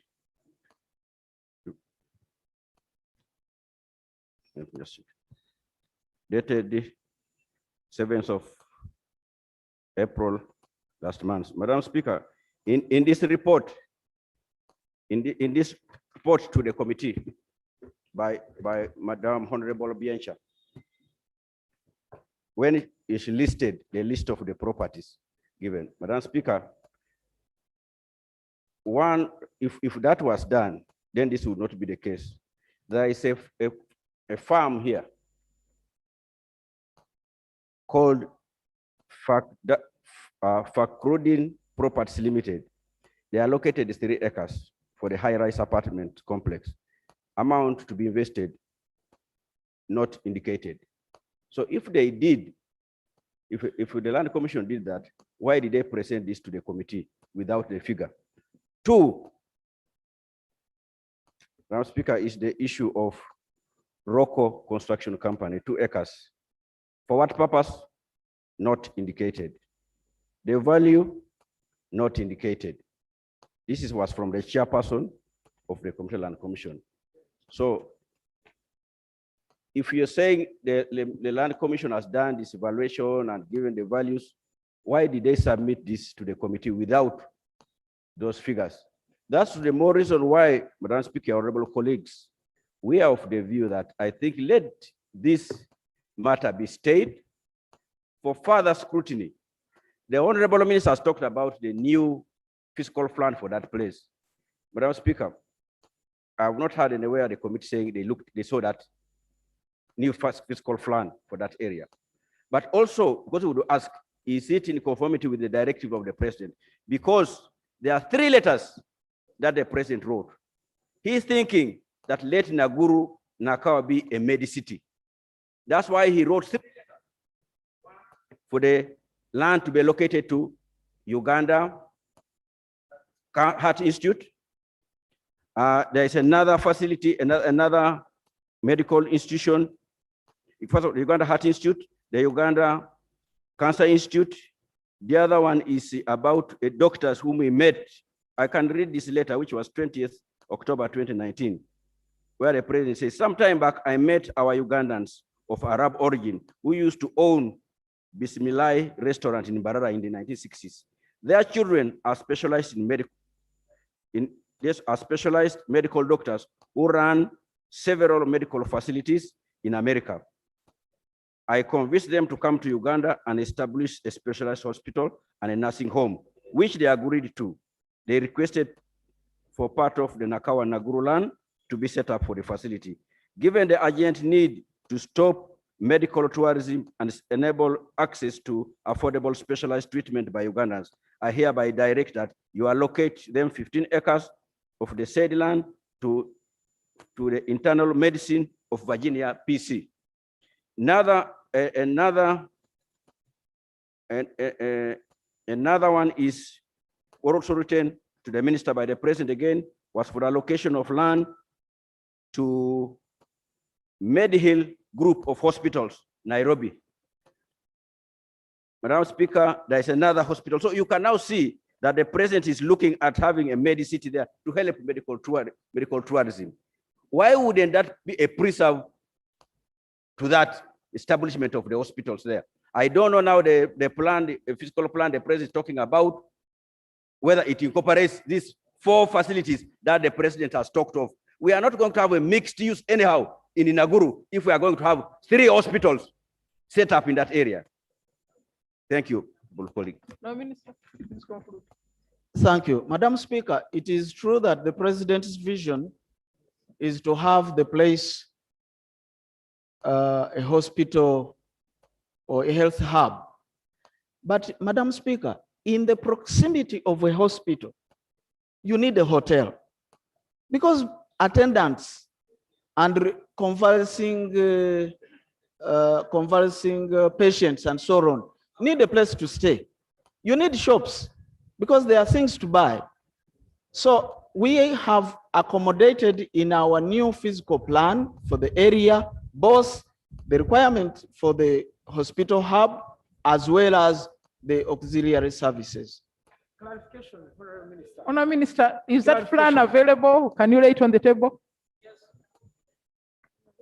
Thank you so much. Right, Honourable Speaker.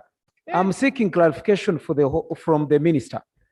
Minister, as you're trying to lay down the physical plan for the satellite city, who is going to remain with the mandate of leasing out land?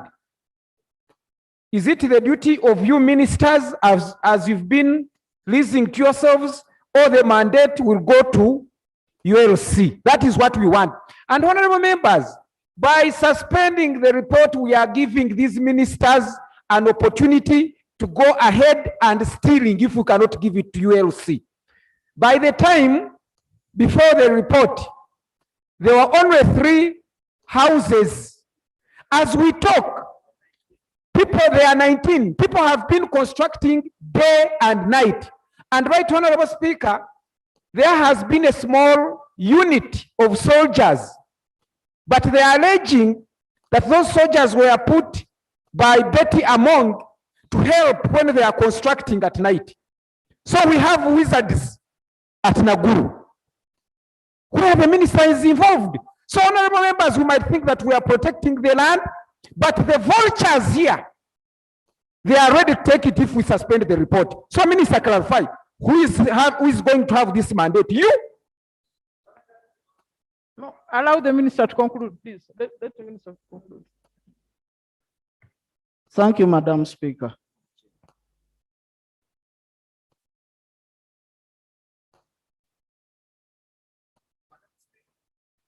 Madam Speaker, we do have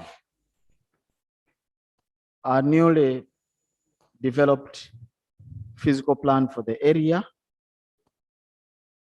which I will in due course lay on the table. On the issue of who allocates the land, the Constitution is very clear.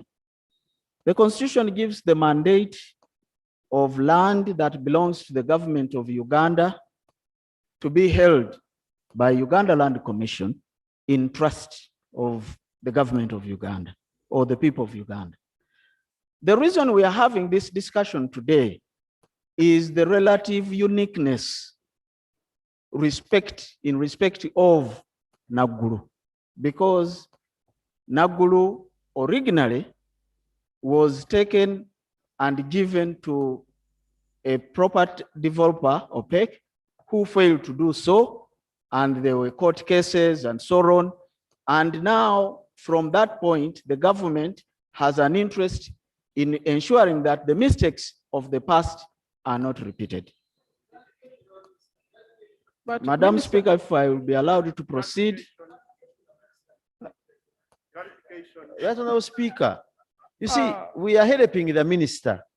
When members, honorable members, Honorable Speaker, raise issues about this land, there are questions that must be answered before you carry out anything. Honorable Speaker, let me say something about Shimon land, and it will help the minister. When Shimon land was going, I was a teacher there. We had a washing bay at that place, facing the Winton, where they have constructed next to National Theatre. Now, somebody was very smart as the land was going. He carved off that small part of the washing bay. By the time the land was going to the Arab who never took it, this man had already taken off his land. And he sold a piece of that land, about 4 acres, where you see that new storage building was part of Shimon. So the one who took over the remaining land never knew that what was sold before was part of Shimon. And this lady, the owner of Nakumat and what, constructed a storage building. Just go to National Theatre as you face the Winton. You will see that structure that is not complete. We cut here with the minister. You know that building. That was part of Shimon land. But because of discrepancies and theft, this man was smart, took off, sold that land $4 million. And that someone is constructing a building there. So when the honorable minister members come on the floor, they are saying ministers are sharing land.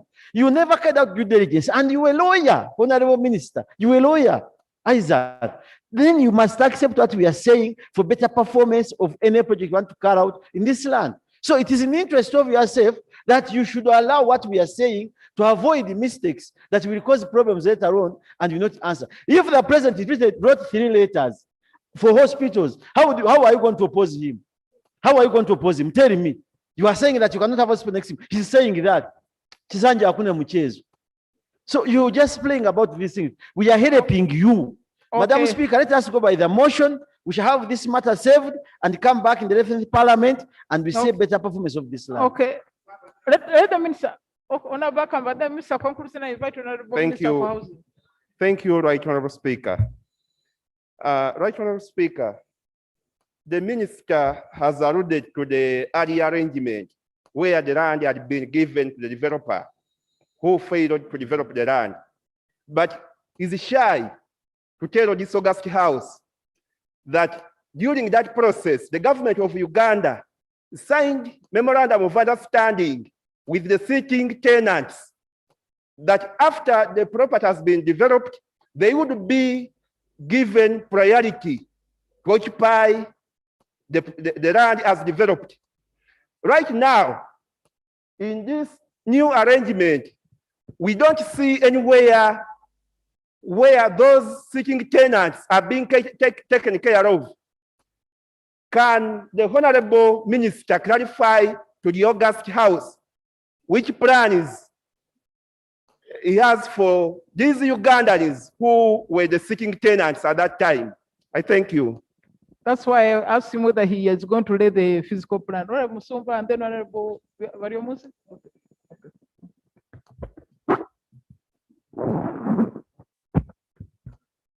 Thank you very much, Right Honorable Speaker and the honorable members. I rise provide information to my colleague, the Honorable Musumba.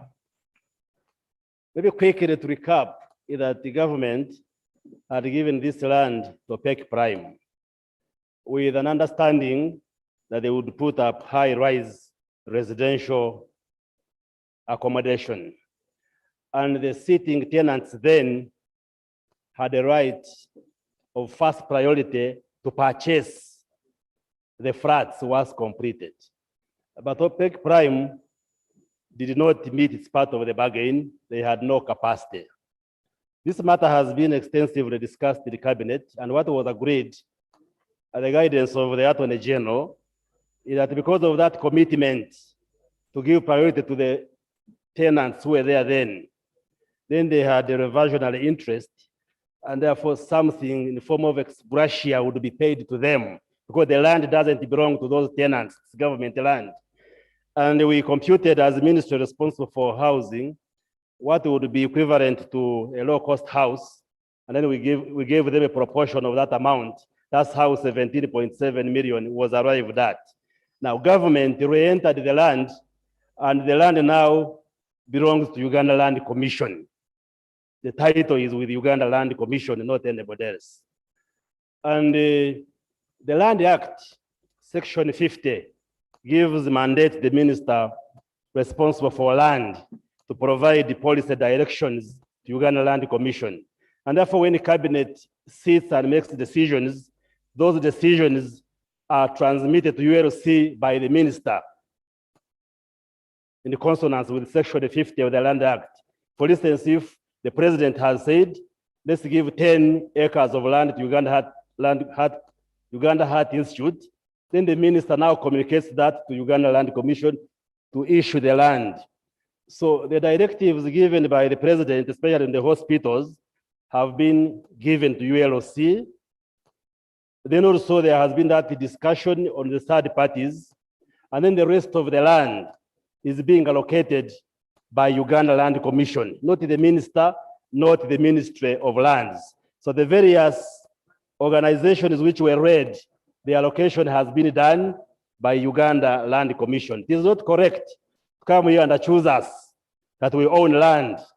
I don't own even a spoonful of land of government. So that's how the process has been, that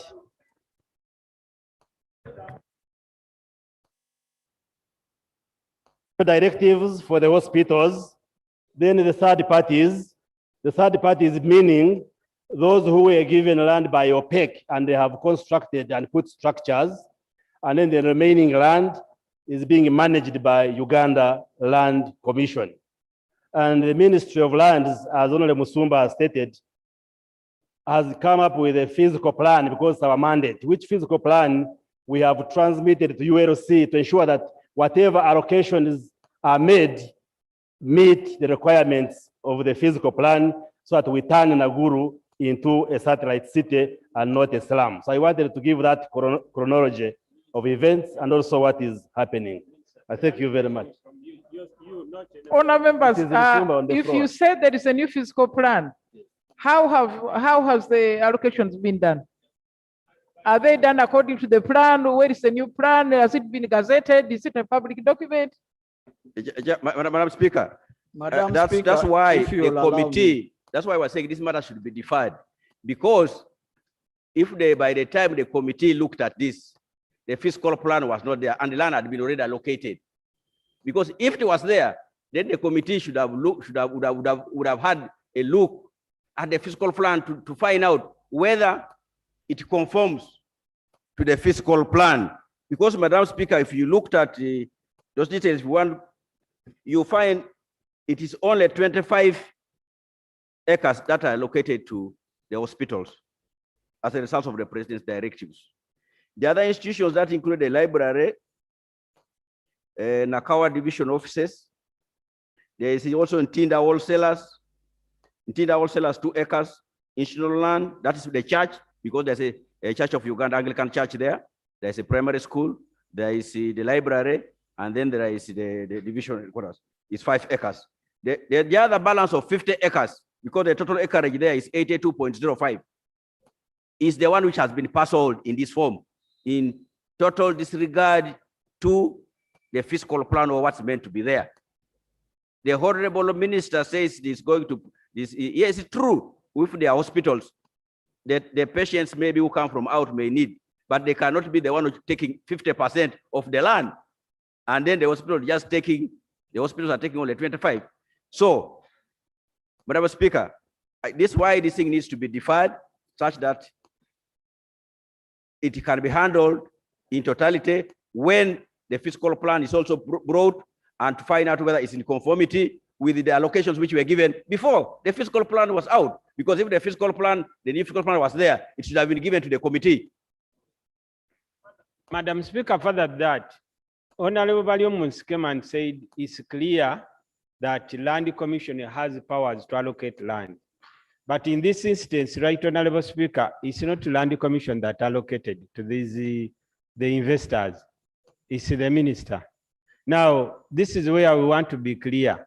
Will it first go back to Land Commission to allocate, or it will continue as it has been? Secondly, Right Honorable Speaker, as we move, the information we are gathering as it moves, which I need the colleagues also to also accept, if we have to amend, that as we observed that there is a lot of information that remained, because it's true, Right Honorable Speaker, a lot of information is there. As Honorable Cooper is saying, there is land that remained somewhere. Right Honorable Speaker, if we unveil the veil, you will see who is owning land where.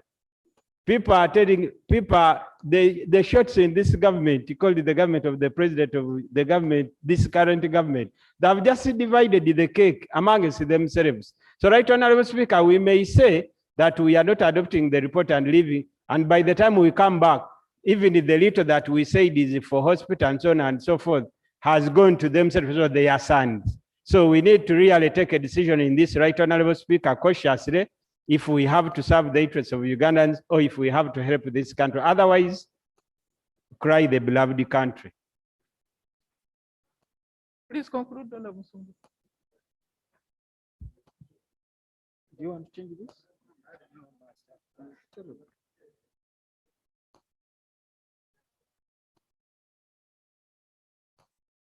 Madam Speaker, thank you for allowing me to finish my submission. I will lay on table both the zonal plan and the letter of instruction that I have said I have. But I want to go to recommendation on page 19 of the committee, which says that ULC should subject the applications of all allocators to a rigorous due diligence exercise to ensure that they are technically and financially capable. This, Madam Speaker, I want to assure the House that it did happen. On page 20, there is a recommendation of the committee that the Right Honorable Prime Minister should intervene and resolve any disagreements between the ministry and ULC to facilitate smooth implementation. Allow me, Madam Speaker, to inform this House that the Prime Minister is already taking this in his stride. On page 21, that the committee notes that the role of the ministry is to provide policy guidance to ULC, but not to allocate land. We are aware of this, Madam Speaker. Therefore, the Uganda Land Commission should be allowed to execute its mandate without undue influence. We know that the mandate of the ULC is constitutional, but there is also a policy leadership role that the ministry plays, and the two should be working in harmony with each other, which, as I speak now, after the intervention of the Prime Minister, is happening. On page 22, there is a recommendation that the chief government valuer should establish the actual value of the existing developments on the land for future reference, and should government consider the option of paying third-party claimants. This we agree with, and the chief government valuer will be duly instructed. B, the Uganda Land Commission should take the requisite legal steps to restrain third-party claimants under the PPP agreement with OPEC from proceeding with any further developments on the land. I am surprised that anybody is proceeding with the developments on the land when they don't have titles, because we have not given titles, when they don't have approved approved plans by the city council, because we have since stopped issuance of those approvals. KCCA should expedite the process of updating the master plan of the Nakuru area. Madam Speaker, the House is informed that we are working. We, from the Directorate of Physical Planning, are working with the KCCA to ensure that the master plan is fully operationalized.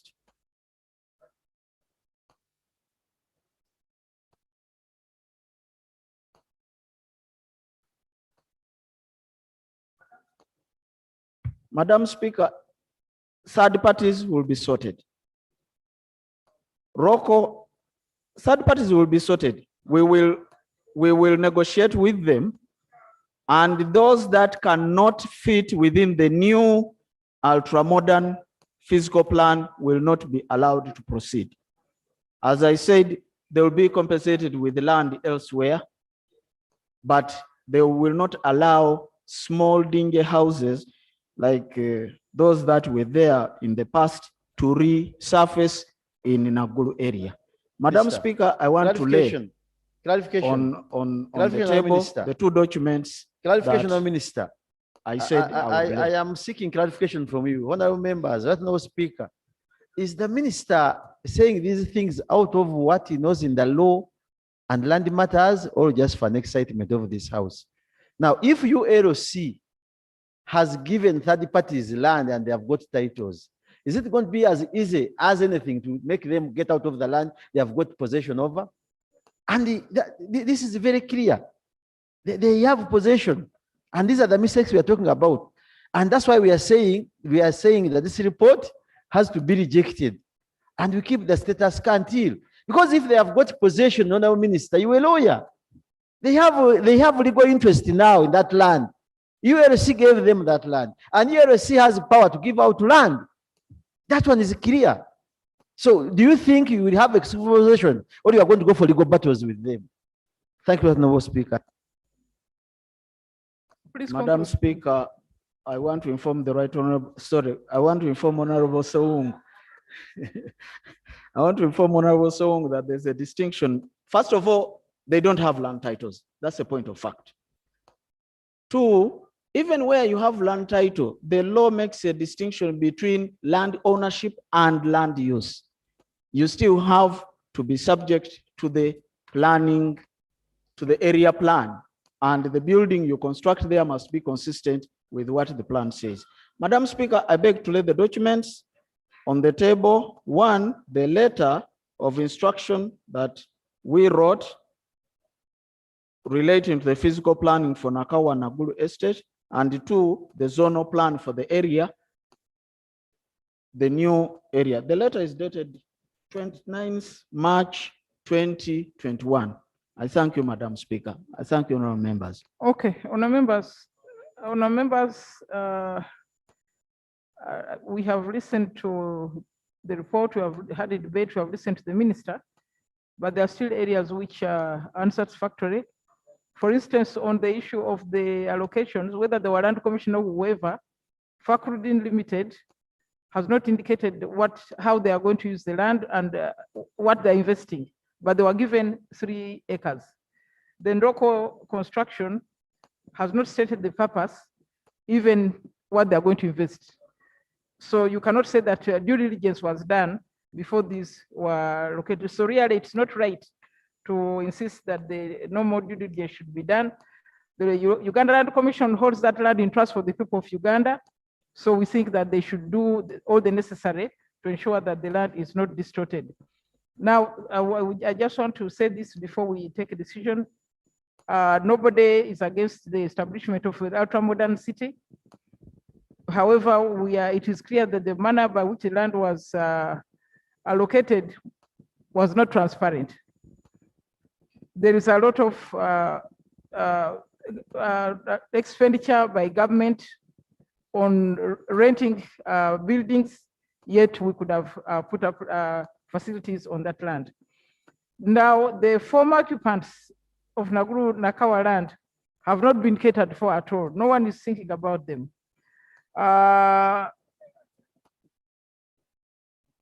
So we propose that no more allocation of land is done until a clear plan for resettlement of these people is provided to Parliament. We also request that the actual resettlement plan for the former tenant is also tabled, and want you to see here the cost benefit analysis of what the land should be used for before we take other actions. So all these are important for us because this land is, yes? Madam Speaker, when you say no more allocation, what would that be? Because land has already been allocated in some cases under presidential directives and various modus operandi. Are you referring to additional allocation? Are you what? That's why we said no more. And you also need to table here the physical plan, so that this house can be informed about what exactly you are doing in that land. And members, I put the question that the report be adopted. Those in favor say aye, the contrary no. Honourable members, if you say no, you leave the status quo.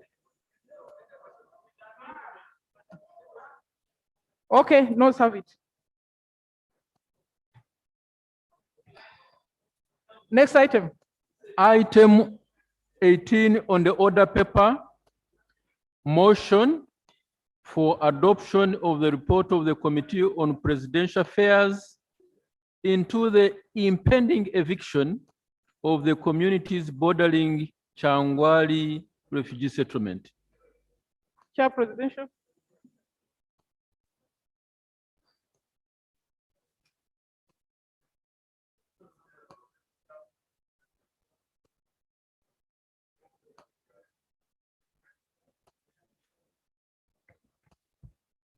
Thank you, Right Honorable Speaker and my colleagues.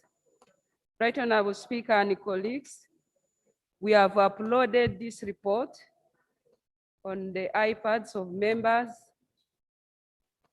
and therefore I will be skipping other areas. Right Honorable Speaker, for proper understanding or providing background to this report, allow me read the introduction.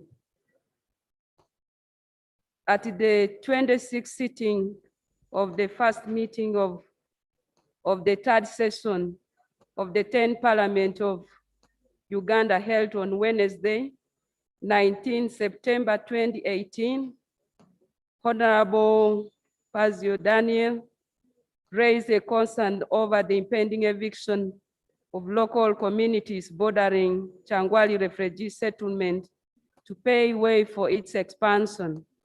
The member submitted that on 18 September 2018, Honorable Passes Namuganza, the State Minister for Lands, and Honorable Musa Echero, the State Minister for Relief, Disaster Preparedness and Refugees Affairs, told the local communities neighboring Changwali refugee settlement that government intends to expand Changwali refugee settlement from the current 50 square miles to 70 square miles, and that government was relocating all the 28 villages of Buchinda area and 7 villages of Katikara area in Kasonga Parish to only 16.8 square kilometers of land. According to Honorable Daniel, the pronouncement was a scheme designed by senior government officials at Office of the Prime Minister, aimed at completing the process of grabbing land from nationals neighboring Changwali refugee settlement. His prayers were that a committee of parliament takes up the matter to establish true ownership of the land. The planned expansion is stayed pending determination of land ownership in the affected areas.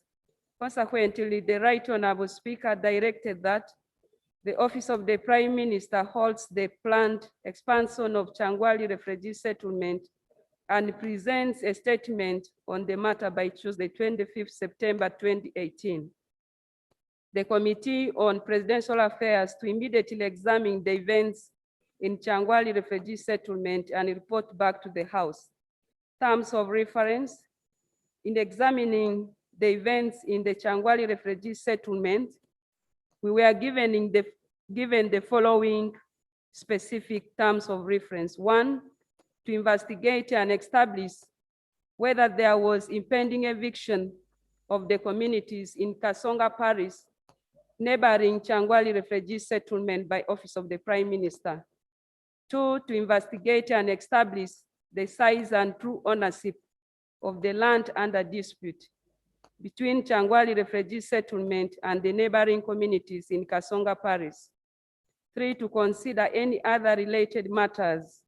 Four, to make recommendations to Parliament on how to conclusively resolve land disputes in Changwali refugee settlement and the neighboring community. Right Honorable Speaker, I beg to leave the methodology, the meetings we held, documents we reviewed, the field visits.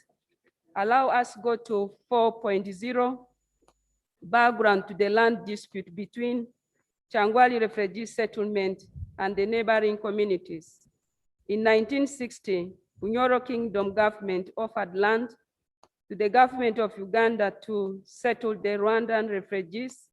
Consequently, the government of Uganda established Changwali refugee settlement in 1965.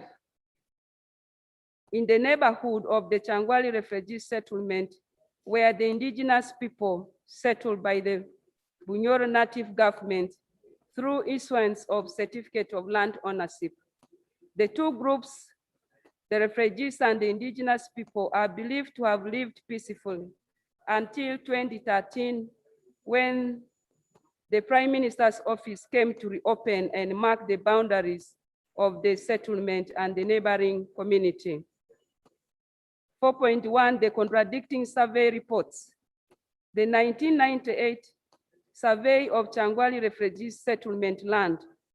According to the information available to the committee, Mr. J.L.M. Boji, Commissioner of Survey and Mapping in Lands and Survey Departments, on 3rd December 1998, issued instruction to survey via instruction number MM2956 to MS Technology Consult, Kampala. MS Technology Consult, Kampala was directed to undertake a survey of approximately 90 square kilometers for Changwali refugee settlement. The instruction is attached as Appendix 1. The survey was undertaken with funding from United Nations High Commission for Refugees. The area surveyed and computed were Buchinda area with 35.7 square kilometers, Katikara area with 7.36 square kilometers, and Changwali refugee settlement with 91.46 square kilometers, which was equivalent to 35.3 square miles. According to the Office of the Prime Minister, the 1998 survey findings were inaccurate because it generated several plots along the shore line of Lake Albert, and the resultant effect was that Changwali refugee settlement land neither bordered Lake Albert nor Bugomba Forest, and therefore gravely deviated from the archived information in shape, size, and proximity to the physical features highlighted in the archived documents. The archived documents are attached as Appendix 2 and 3. Therefore, Office of the Prime Minister disassociated itself from the 1998 survey and its findings.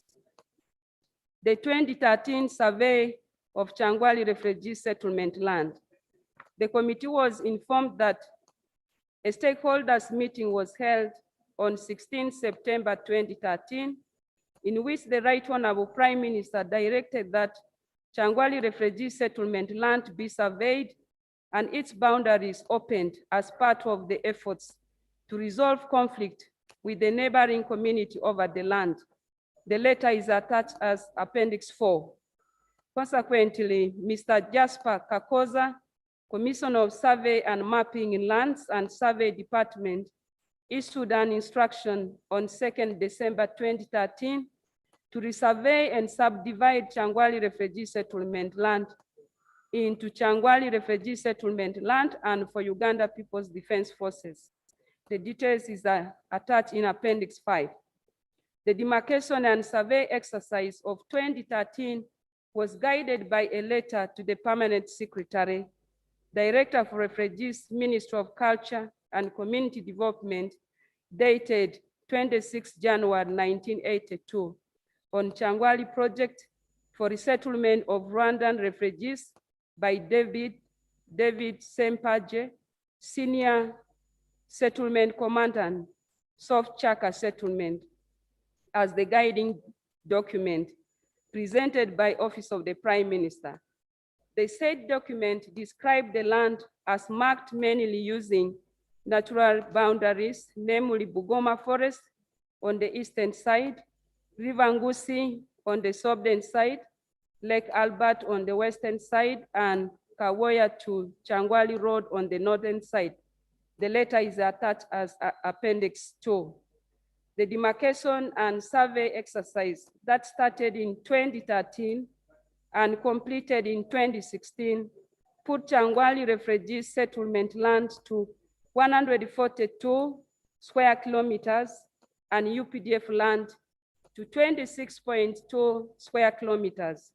This meant that the original size of land for Changwali refugee settlement subject to the resurvey and subdivision was 168.2 square kilometers, equivalent to 64.94 square miles, which is more than the known and perceived 50 square miles by the nationals.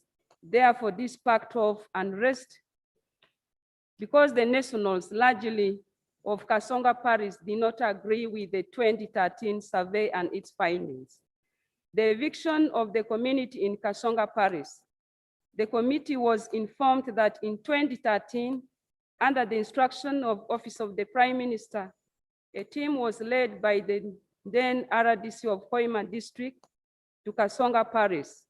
The team met the community of all the 28 villages in that parish and informed them that they were on government land, therefore advised to voluntarily leave.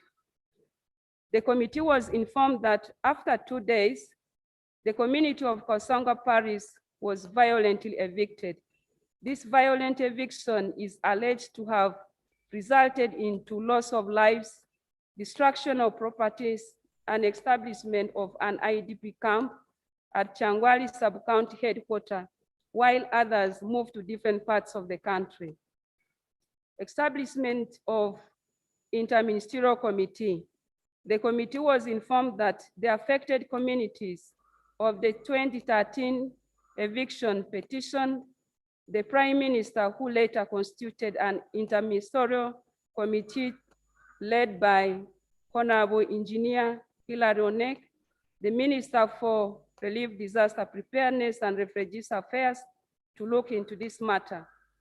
Following this intervention, the community in the 23 villages out of the 28 villages of Kasonga Parish were allowed to resettle on their land.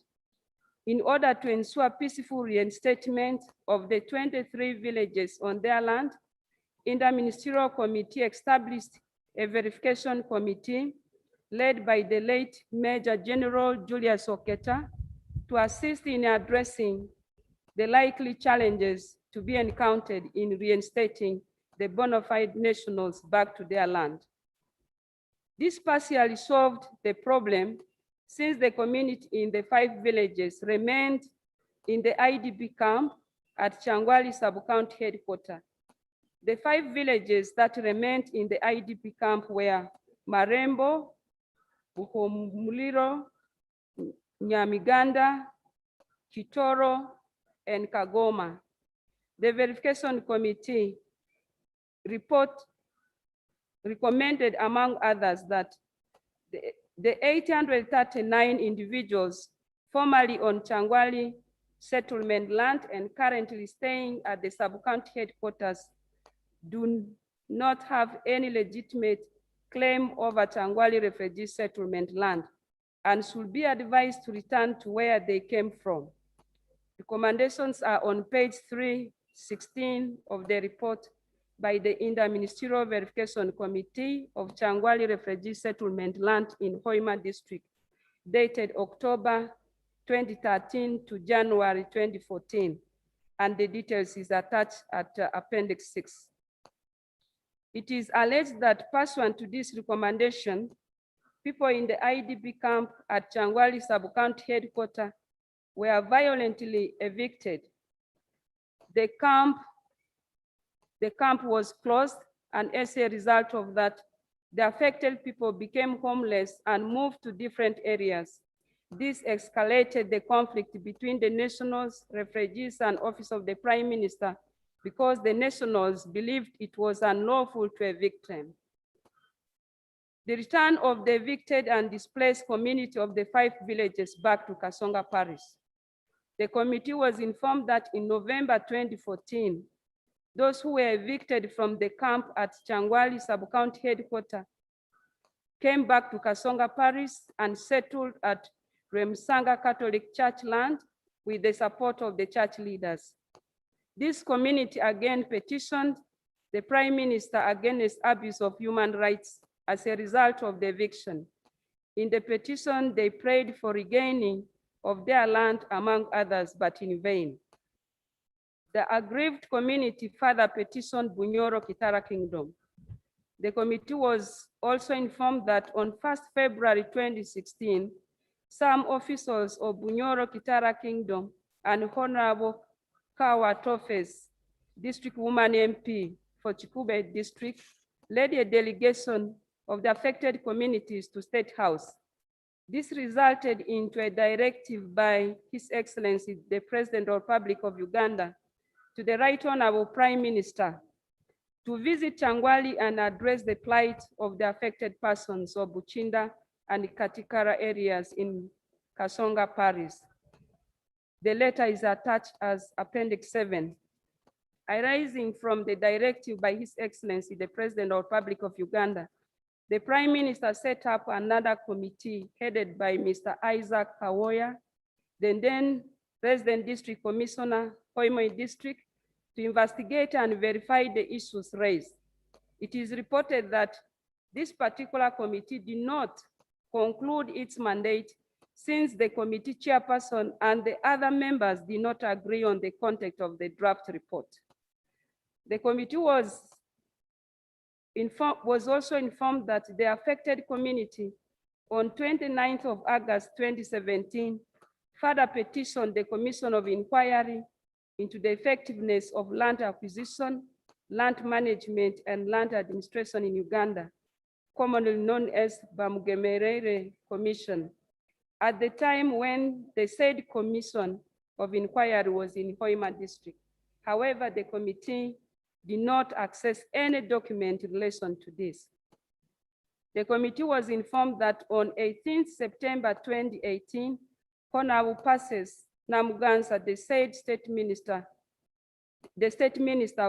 for Lands, and Honorable Musa Echero, the State Minister for Relief, Disaster Preparedness, and Refugees Affairs, informed the people in the camp that government had decided to assist the suffering community by giving them part of the refugees' land. This was interpreted by the affected nationals as a plan to evict them from their land, and therefore it culminated into a concern of impending eviction raised by Honorable Daniel.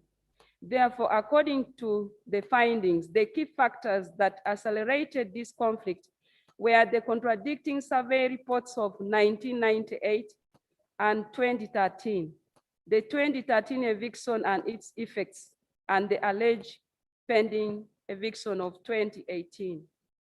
Our findings, observations, and recommendations Under, So, Honourable Member, if you could go straight to the findings, don't review the evidence. thank you. The committee, You can state the yes, term we and then the can go findings. to page 8, where we have outlined specific right on our speaker, still on page 7, before I go to the specific breakdown on this term of reference, the committee interfaced with Honorable passes the State Minister for Lands and Honorable Muse Cheru, the State Minister for Relief, Disaster Preparedness. The ministers refuted the allegation against them by the petitioner. The minister submitted that they represented the office of the Prime Minister in launching the exercise of implementing the recommendations of the interministerial committee to resettle the affected victims of 2013. Right, Honorable Speaker, we can move to page 8, where we have other specific findings. There was no evidence that implicated Honorable Passes Namuganja and the colleague. The glaring effects of the 2013 eviction are making the communities neighboring Changwali refugee settlement to live in fear and discontent. The 23 villages out of 28 villages of Buchinda area in Kasonga Parish regained ownership of their land. The 5 villages of Marembo, Buhumuliro, Nyamganda, Kitoro, and Kagoma were still staying in the IDP camp. The nationals in the remaining 5 villages were not satisfied with the resettlement package of 2.5 acres of land for each of the households because they were yearning to regain full ownership of their land. The nationals interpreted the resettlement as a cause to further conflict. Right, Honorable Speaker, the next term of reference is about the size and the true ownership. The committee has established that the committee was informed by the petitioner and some of the nationals that government of Uganda was offered land of about 50 square miles by Bunyoro Kingdom to set up a refugee settlement for the Rwandan refugees in early 1960s. The committee has established that this position was agreed to by all parties. However, the contention was on the size of the land because of the commonly used word or phrase about 50 square miles. Therefore, the committee established that the 2 issues highlighted above were the center for answering the questions. The petitioner and the affected nationals are in favor, Right Honorable Chair, apart from the misinterpretation or the contradicting interpretations of the word 50 square miles, our findings also reflected on the 2 contradicting survey reports. In the 1998 survey, the demarcation and survey exercise of 1998, instruction to survey number MM2956 put Changwali refugee settlement to 91.4 kilometers on block 3, plot 8, while Buchinda area got 36 square kilometers on block 3, plot 7 for the nationals, and Katikara area got 7.36 square kilometers on block 3, plot 6 for the nationals. The implication of this is that Changwali refugee settlement covered an area of 35.3 square miles, which was below the popular known as 50 square miles. Therefore, according to the committee's finding, the 1998 survey and its findings were inaccurate because it gravely deviated in size and those highlighted in the archived documents and the land offer documents. Right Honorable Chair, on 2013 survey, We also established that the survey and its findings was so inaccurate because it gravely deviated in size from those highlighted in the archive documents by a difference of 14 square miles. Therefore, Right Honorable Speaker, we are recommending for a resurvey to be immediately taken because both of the survey reports were inaccurate. And Right Honorable Chair and colleagues, we got a copy of the land offer document, and the land offer document is reflecting the size of the land to be 50.19 square miles. So we are recommending for a resurvey, which will be the primary solution to establish the demarcation between the government settlement land and the people bordering. Right Honorable Chair, and to us also this will handle issues of other claimants. Other matters that we also handled were the issues of the land titles, which were canceled under the 1998 survey. We commend government for that action because it was done fraudulently. Protection of government land, colleagues, we made observation that many of our government lands are not protected, including for settlements. So we are recommending that government should immediately take action to take stock of its assets and also protect them. Update on the resettlement, Right Honorable Chair and colleagues, we established that there are problems with the resettlement package, and we reported this immediately because people needed urgent intervention. And Office of the Prime Minister did respond. We commend government for that, but however, we advise that government should stick to the promise it made in terms of the package to be given for the resettlement.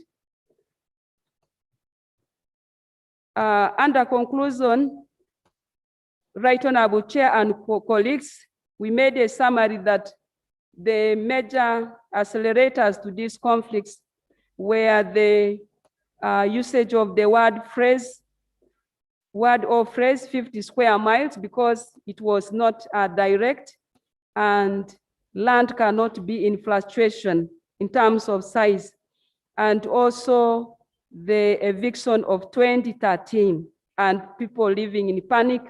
We also established that government took primary intervention to establish services, but we established that there were interferences by some of the local leaders. So we are making recommendations that the local leaders should work closely with government to ensure that the affected people are resettled and they get the services they desire. Right Honorable Speaker, I beg to report on this investigation. I now request to lay the report and the copy of the minutes and the copies of the minutes attached to this report. Right Honorable Speaker, I beg to move.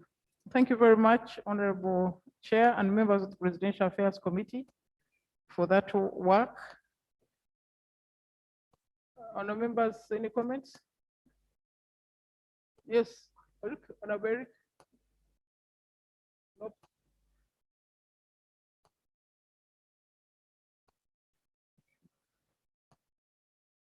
Shadow done.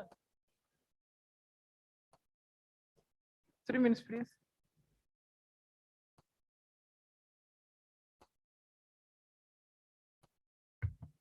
Thank you, Madam Speaker.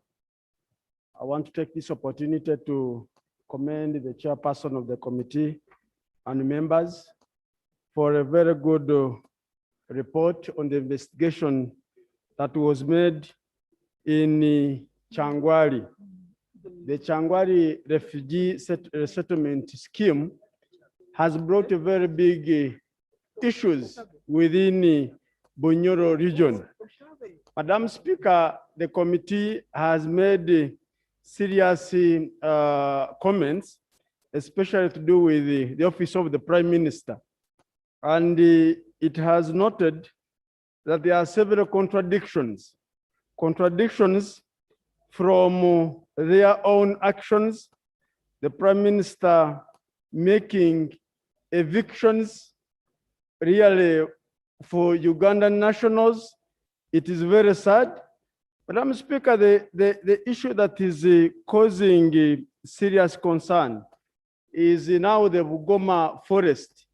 The Bugoma forest is neighboring the Kyangwari refugee settlement. Currently, we are looking at a situation where that the Bugoma forest, people are making whatsoever economic activity that is taking place. I understand that this report would have been discussed a long time ago, but many things have changed. Many things have changed, and therefore I would request that the committee has recommended that we do an independent resurvey. This is very good, but then we need real action. People are still camped in the trading center of Kyangwari. People are still camped in the trading center of Bukinda. Imagine over 28 villages really being evicted and they don't know what to do. Madam Speaker, we need to have a serious action taken, especially on government evicting its own nationals on the land. Then this is quite very disturbing. Madam Speaker, just lastly, there seems to be an interconnectedness of ministries, much as there is this interministerial committee. We are looking committee contradicting after committee. The committees formed by the same government contradicting themselves, and then an action is not being taken. How I wish if we could speak the same language. I would request that the minister speaks the same language, and then the people really get settled. And then if we're talking about development, then development can take place. This can be seen in the sub-county of Kasonga, where we are looking at villages like Buhumuliro, Magando, and Katikara. They don't know what will happen the next morning. Thank you, Madam Speaker. Thank you, Honorable Gilbert. Olanya, Oshave, then look. Thank you, Right Honourable Speaker. Right Honourable Speaker, I would like to thank the chairperson for the committee for the good report. Right Honourable Speaker, looking at the report, the committee recommended for the resurvey of the 50 square miles. The problem we have in this country, Right Honourable Speaker, we do not know the exact size of the land we normally talk about. The ministers, people in the land department, they normally do what we call guesswork. They do not know exactly the size of the land. Right Honourable Speaker, looking at the size, 50 square miles, this is extremely great, Right Honourable Speaker. Aware that the population has grown and the population is still growing. From the Bible, Right Honourable Speaker, land is supposed to be used by the people. And it is true currently, the population is competing with the size of land. Population is growing, the land is not increasing in size. Right Honourable Speaker, if we look at it critically, allocating 50 square miles for refugees and evicting Ugandans who are living in that area, I think this is quite inhuman. Unfortunately, in this country, Right Honourable Speaker, we normally value foreigners. We normally consider those who come from outside Uganda than the real citizens, the bona fide landowners in this country. Right Honourable Speaker, if you look at how the Ministry of Land and the government is treating people onto their land, the real citizen of this country, is quite alarming. Right Honourable Speaker, to me, I feel this 50 square miles is too great. After all, the refugees, when they are in this country, They are supposed to be confined within an area. And for a short time, they are not supposed to stay permanently in this country. We have ever witnessed in other places in Uganda, whereby refugees are living as if they're in their homes. They are just there in my place, Amoro. They are living very freely. They are allowed to buy land, and they are chasing away even some Ugandans from their land. Right, Honorable Speaker, we should start considering our people, the citizens of this country, first before looking at other area. Finally, Right, Honorable Speaker, I thank the committee for saying those people should be compensated. If the resurvey is done and discovered that people were wrongfully evicted from their land, the government should compensate those people immediately. It's quite alarming. I remember when we were in Bunyoro, we discovered that Banyoros are staying in camps, like the Acholi community during the LRA war. How can the government allow its citizens to live in camps? And that situation is caused by the government itself. Right, Honorable Speaker, is quite alarming. Let Banyoros, let people in that area be taken like the citizen of this country. Madam Chair for the committee, I would like to appreciate you, and I pray that the report be adopted and implemented immediately. I beg to move. Thank you. Now, Shave. Shave, then the look.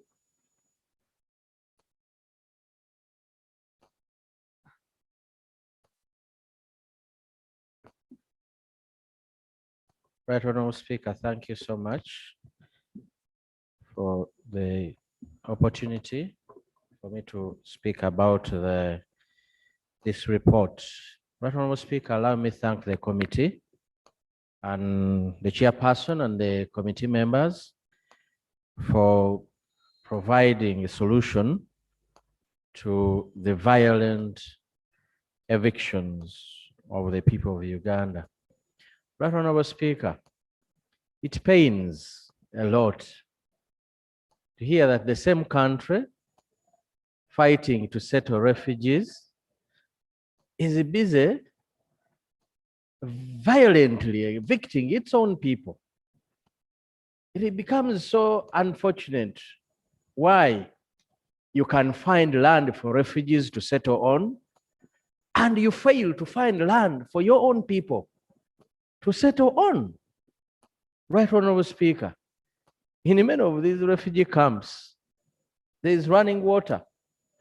They ensure, government ensures that some of the services that the refugees need are provided there. Yet within the neighboring communities, where the people who are not refugees, the hosting communities are, these are not taken there. Right, Honorable Speaker, for me, I come from Kasanda. I've ever witnessed a violent eviction by government forces, telling people to leave. About 6,000 people were told to leave the gold mines, and their lives were shattered. Right, Honorable Speaker. So when the committee comes up to say that the lives of these people need to be resettled, need to be their livelihoods need to be thought about. Right, Honorable Speaker, I can understand, because I saw people's lives being shattered, and up to now, they've never recovered since 2017. So I am very sure, even the people of Changwali, as the life they are going through, is not the normal lives. Right, Honorable Speaker, we want to ask government that yes, the resettlement of these Rwandese refugees happened.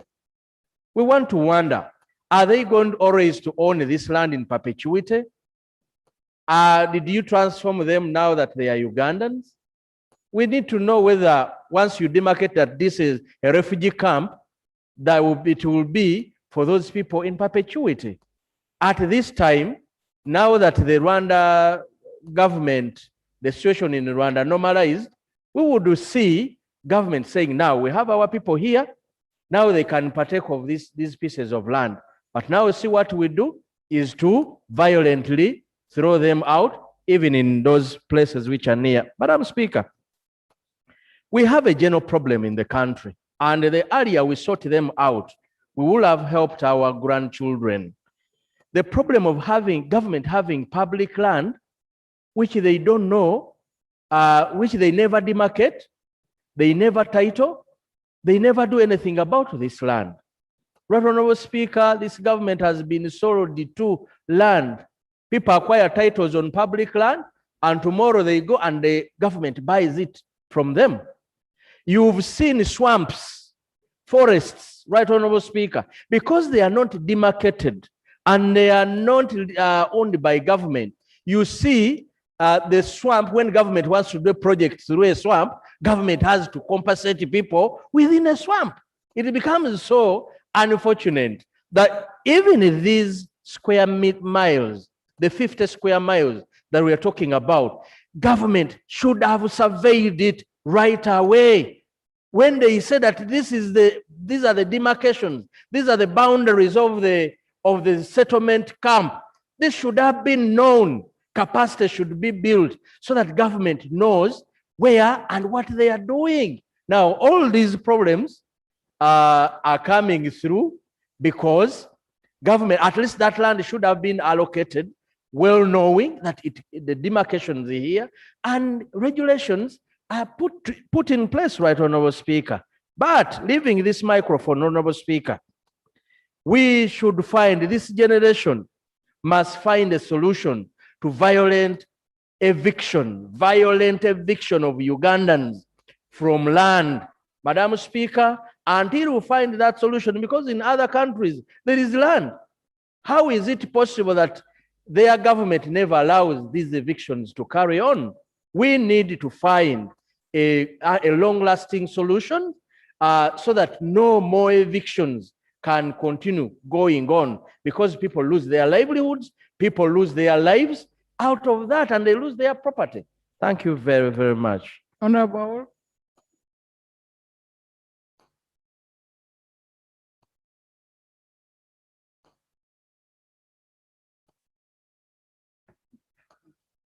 Thank you, Right Honorable Speaker.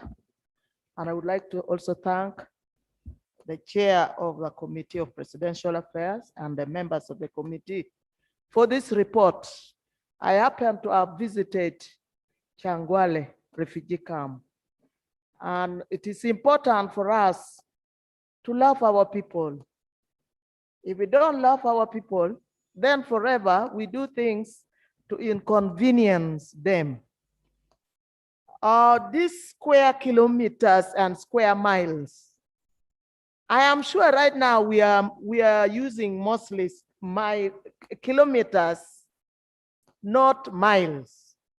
If you see this 142 square kilometers supposed to be refugee settlement, that is on page 9. They kept on using miles, square miles, and square kilometers. This is also very confusing. For consistency, I think it is important now to use square miles. This 142 square kilometers is not equivalent to 50.19 square miles, because they said here 130 square kilometers is equivalent to 50.19 square miles. Let us use 1. If we want to use square kilometers, we should be consistent and use it, not to confuse us, going to square miles, going to square kilometers. And even these square kilometers, I think it is too big. Probably if government wants to protect this big land for refugees, then it should do it right away, not to inconvenience our people by evicting them. So that when somebody goes to settle in government protected land, then when they come to evict you, you have yourself to blame because you have gone on land which is not yours. I also go with what Honorable Gilbert said.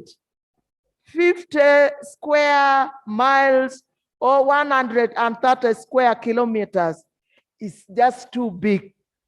Our people are also producing. Those days when they may be demarcated these 50 square kilometers, square miles to refugees, the population of Uganda could have been 6 million or 11 million. But now you find that the population of Uganda is up to 43 or 43 plus million. Where do you expect our people to be? Instead of our people being very accommodative to the refugees, they become very aggressive on them. We need to accommodate refugees because you never know. Maybe tomorrow you will become a refugee in another country. But it can only happen if proper good planning is done also for the people of the country. We cannot make our people be second to refugees. And then we evict them and we tell them to go away, go away. Go away where? When this is their country. So let us try to do better and protect government land. Protect it. Protect it until maybe when we will come back and say, please, we have a lot of our people who do not have anywhere to settle. Can you again maybe try to take this portion of land away from government protected land to the people? I saw our government evicted people from APA 2012. You will never like it. You will think you are not a person of that country. So eviction is very bad. Let us not do it to our people. Those who have witnessed it, those who have seen, if you saw that one of APA, you will never love to see that people are evicted. Instead, if we want to ask people to move, we don't want to degazette a place for our own people. It should be in a very cordial manner, not in the manner that they evicted people of APA, where they burn all your property and then they send you on the street in the cold, on rain, without what? Without even any kindness. I don't know where hearts go. Sometimes we are heartless. Let us be accommodative to refugees, but we should take our people first. Our people should be number one. Even when we go to other countries, when we are refugees in other countries, Ugandans were refugees in Kenya. I don't think so that they were put as number one there. They were given and, made sure that the Kenyans were properly accommodated. We were refugees we are still refugees in London. Yeah, we are not number one. You find you look a little different from the real citizens. So let our citizens also look better. Thank you. Thank you very much, honourable members. I put the question be put. Those in favor say aye, the contrary no. Put the question that this House adopt the report of the Committee on Presidential Affairs into the eviction of the communities border the Changwari refugee settlement. Those in favor say aye, the contrary no. I serve it. Item 6.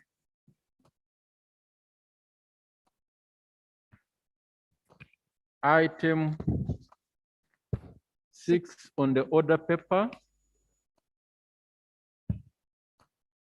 Motion for the adoption of the report of the Committee on Rules, Privileges and Discipline on the proposed amendments to the Rules of Procedure of Parliament.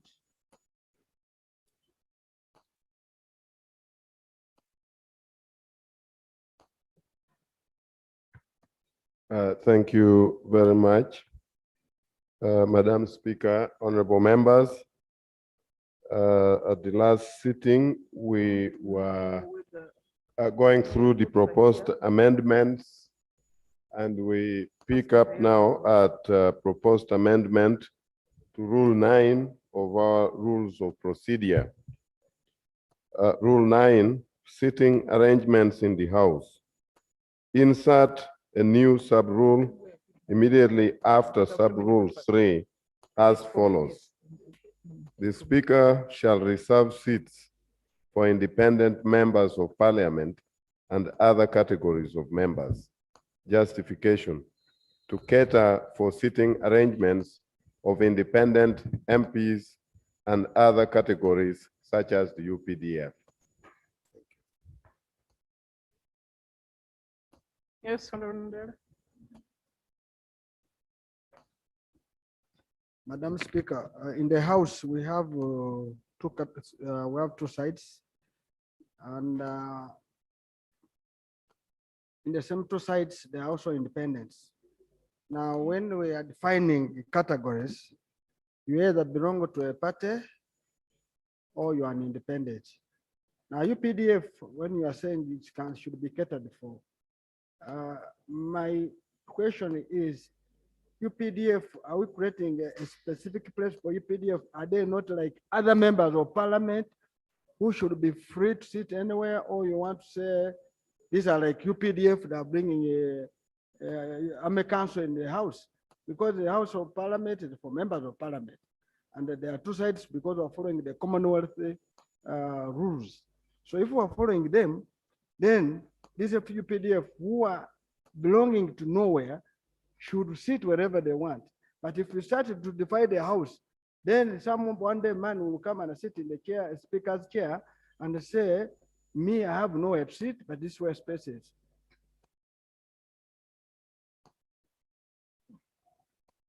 No. Gilbert.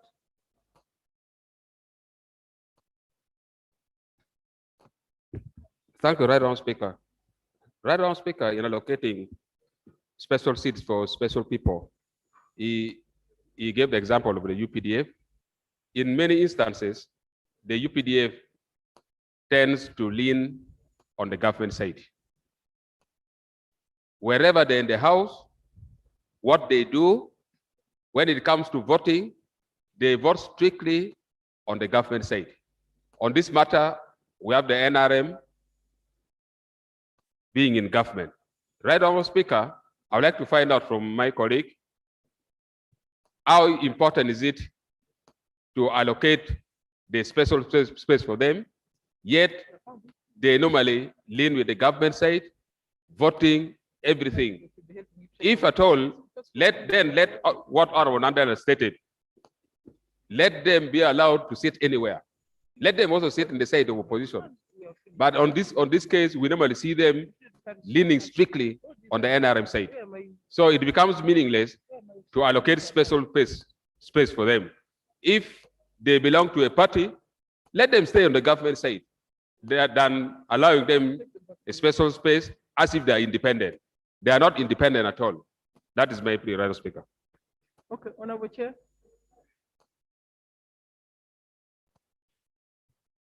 Madam Speaker, I want to thank the members for their concerns. However, our rules of procedure, Rule 9, only recognizes that the seats to the right of the Speaker shall be for leader of government business and members of the party in government.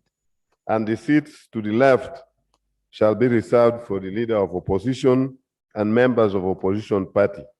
Now, we recognize that those are not the only two sides in the House. The independents are our members.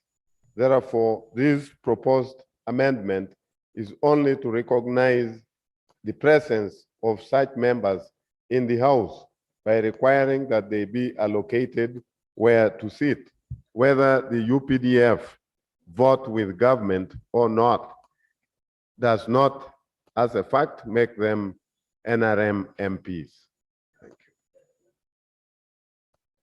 you. On the members, I put the question that Rule 9 be amended as Madam proposed. Chair, Yes. Madam, the Constitution is very clear. It talks of political parties, and if you look about if a person who wants to leave, it talks about that is Article 83. It talks about a political party or independent. Now, we are also aware that in this constitution, they are representative of the UPDF who are here because of our history, which we hear it's called our history. They are here that because of our history, which history I don't know if it will never come to an end. Now, the issue we're trying to raise is that UPDF, you want to create a specific space for them. If they cannot be treated either in the political party, then they should be given like independence, because they are here, because independence is independent of anybody. In this case, they will be independent of NRM and independent of opposition. Now, when it comes to what my brother Olanya has raised up, the UPDF has always been told to be a listening post, but always siding with the government side. Now, of course, assuming they decided to be independent, to be with their own voices themselves, they would have no problem. So, Madam Speaker, my worry here is that if we do start making rules like this, then we may have to create some seats for senior members and the younger members. Because, yes, because you are now trying to segregate the House, trying to create another set in the Constitution, whereby others are independent, others are specifically which cannot be described. Then let us change and say, and change. Okay, give it to me.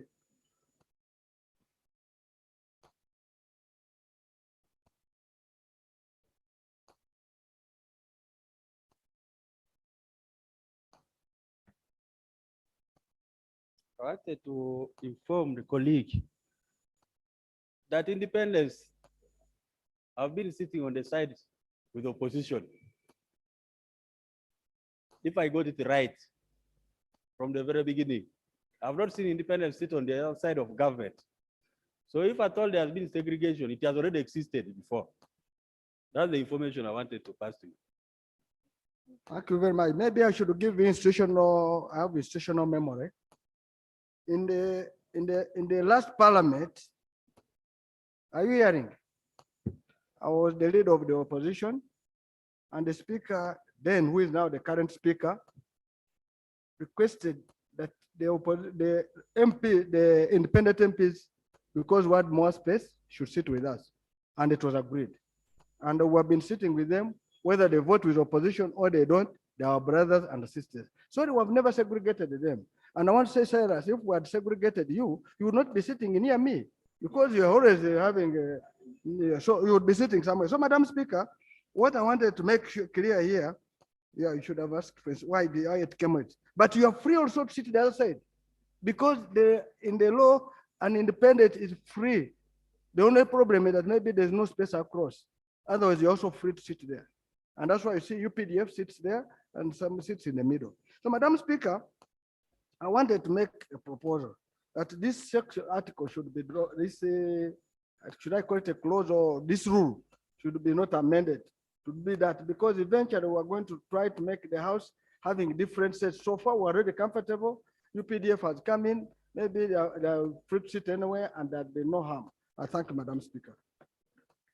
But honour members, I'm sure that if the UPDF walked and sat next to the shadow minister on the front bench, they would be ejected.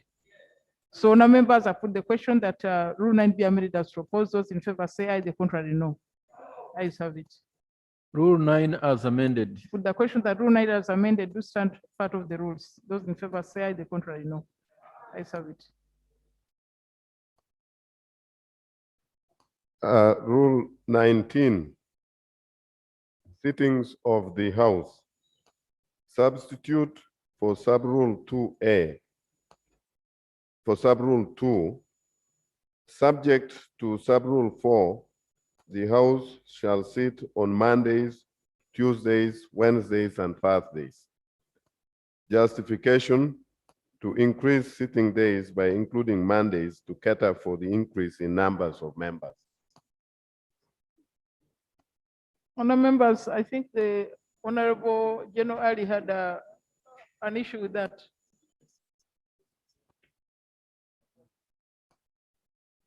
Honourable Deputy Prime Minister.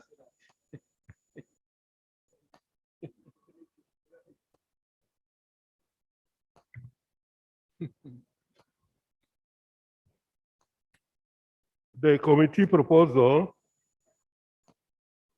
we want to propose that to add Monday as a day for sitting in the House. I disagree with the proposal because Monday is a day for cabinet meeting. The House cannot proceed without ministers. I therefore propose that Rule 19(2) should instead be amended to include Friday as a parliamentary sitting day to cater for Monday as the cabinet day. I do propose. Madam Chair. Let's the general finish. You're finished? Okay.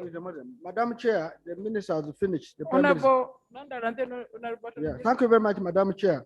Madam Chair, I think the reason why we had this Monday to Tuesday to Thursday basically was that members of parliament don't have only the job of being in parliament, but they have also constitutional duties, work to do. Secondly, we Muslims, we thought the Prime Minister knows that Friday is the day when we go to the mosque, but he has forgotten.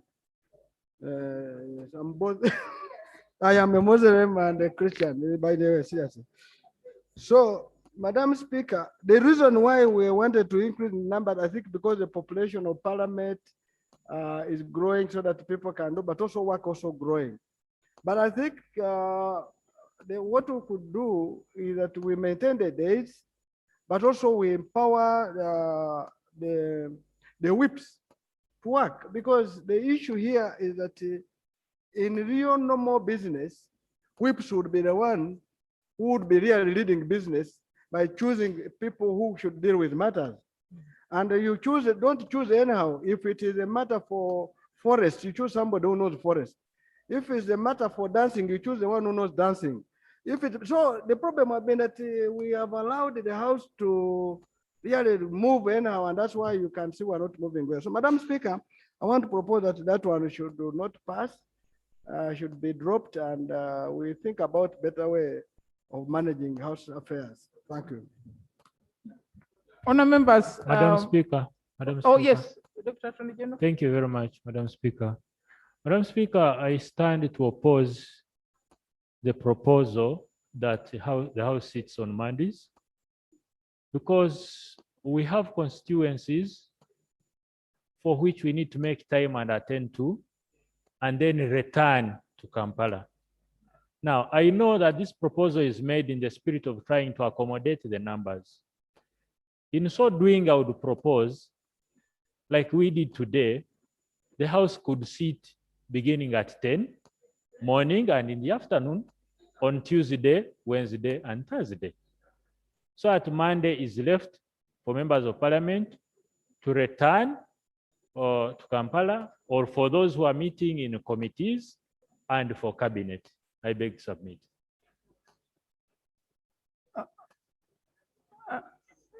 Yes, Honorable Ogon. Right, Honorable Speaker, before we amend that particular rule, I think the committee needed to tell us the real problem which has been there, so that we jump in to say we now want to change the order of what? The days that we use. Madam Speaker, this morning, the House sat, and there is no rule which was amended for the House to sit. Where there is necessity for the House to sit, our rules already empower the Speaker to use her discretion or his discretion. So why would we be touching on what we should not be touching on? Right, Honorable Speaker, members need enough time. There are issues of the constituency. I need to live here. I live on Friday. I do some work on Saturday, Sunday. Monday, I'm traveling back. If we are talking about the numbers, tell me how many members are not in the House right now. How many chairs are vacant? So it is not about the rules. It is not about the numbers. It is about the will to do work. I do not want to believe that we are doing it because numbers have what? Surged. No. So therefore, Right Honorable Speaker, maintaining the status quo is real. It is the only way to go. Let us not start changing laws, changing rules, which can easily give us headache and problems. Let me take information from you. Then I take from the other side. Yeah, thank you, Honorable Member. Right, Honorable Speaker, let the chairman tell the August House the problem they have seen with Tuesday, Wednesday, and Thursday. And he should convince the House why they want to increase by adding Monday. To me, Right Honorable Speaker, the 3 days we have in a week is more than enough. Just the matter of being determined. The whip should encourage members to work, and we shall move. After all, we don't have the ending time of the House. I remember sometimes back, we could go on until 10, even midnight. So just the matter of being determined and working seriously. So Tuesday, Wednesday, and Thursday is appropriate time. Thank you. Now, honour members, the issue raised by Honourable Nanda is also valid. Sometime back, we had tried to agree with the parties and their whips that we should give a certain number of people to contribute if they are knowledgeable on the subject. But the members said, no, I was elected to speak on everything. That's why, so I don't know whether the parties still have the will to do that, whether the members would be willing. So it's also there. Yes. So as I conclude, Madam Speaker, I think really this chair has all the discretion, even if we wanted to sit on a Sunday because of necessity, to sit. She can invite, he can invite. It is not necessary. We cannot kill ourselves. We cannot make a law, a rule that will come to be a burden on us ourselves as we are watching. Therefore, Right Honorable Speaker, it will only be sane for me to propose to this House that let us drop that proposal and maintain the status quo. I beg to submit.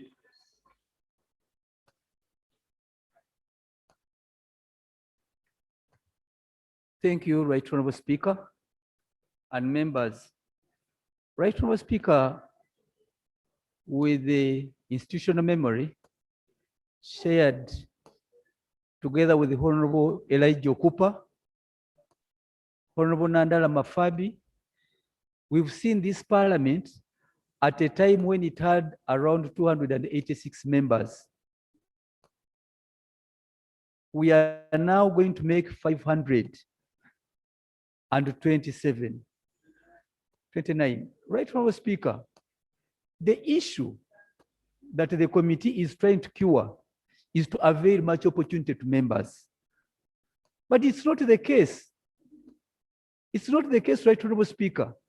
Even if we reach 800, not all of them will be here to present constituency matters. Right Honorable Speaker, therefore, from that history, we know that when need has been rising, the chair, your chair, Right Honorable Speaker, you've been there to discharge business, even to go past 10 p.m. when need arises. But for us now to institutionalize it that we have 4 sitting days, we shall be missing out on many issues on follow-ups to government ministries, departments, research, going to the constituency and coming back. It will render fatigue on your members, Right Honorable Speaker. I therefore propose, honorable members, that not that people have divergent views. People are agreeable on most issues. If indeed the whips can align their work. I remember they have started a list of members to speak on a daily basis. But I tell you, it failed because not many members were enthusiastic about it. And even those who had been listed abandoned taking the floor. So I propose, Right Honorable Speaker, that it is an excess. Let us delete that amendment. Let the amendment be abandoned. The days are within our favor as Parliament. and also to look at the country we are representing in this house. We are not here to represent ourselves that all the time on Monday, you're here up to Thursday, or on Tuesday, you're here up to Friday. The information, I'll take it on some. Thank you very much, Honorable Speaker. Honorable Sechikubo, the information I want to give you is that the woman MP for Kamuli has been always attending this house non-stop. She gets in at 2 o'clock and sometimes she leaves at 8 o'clock. Sometimes she starts at 10 and she can go all the way up to 9. Now, those who want to increase another day, we do not know your intentions, especially knowing the fact that we have all intentions to maintain the woman MP in her seat. So that's the information I wanted to give you, Honorable Sechikubo. Honorable Chair. Yes, last, Madam Speaker. There are many days in this house where we hit a snag because members of parliament, once they come address issues, there should be a designated members of cabinet. It isn't for us as backbenchers that we come and talk to ourselves here. But how many times, on how many occasions have we demanded the front bench to be present in the house to answer members' issues with no much success? Now we are adding on an extra burden. Yesterday, lead of government business were only blessed by Honorable David Bahat here. The entire day from 10 up to 10 p.m. Later on, he joined the house. But Right Honorable Speaker, the issue is not going to be strenuous to the members, the backbenchers, but also on the front bench. And that's why it is agreeable either way that we leave out the fourth day. Let's go by our 3 days. And Right Honorable Speaker, according to Honorable Samba, and true, when need demanded, you've been in that chair, chairing this house for the last 1 month because the need has arisen. Now, for us to put another extra burden among the rules, Right Honorable Speaker, let us leave it to your discretion. You can be moved at an appropriate time, and this house shall conveniently be sitting. I thank you. Okay, Honourable members, I have listened to the objections by the Prime Minister. One, that it was agreed that Monday be designated as a cabinet day to allow Parliament to sit on Tuesday, Wednesday, and Thursday, but also the contributions from the floor. Honorable Chair, are you still of the same view, or you can withdraw the proposal?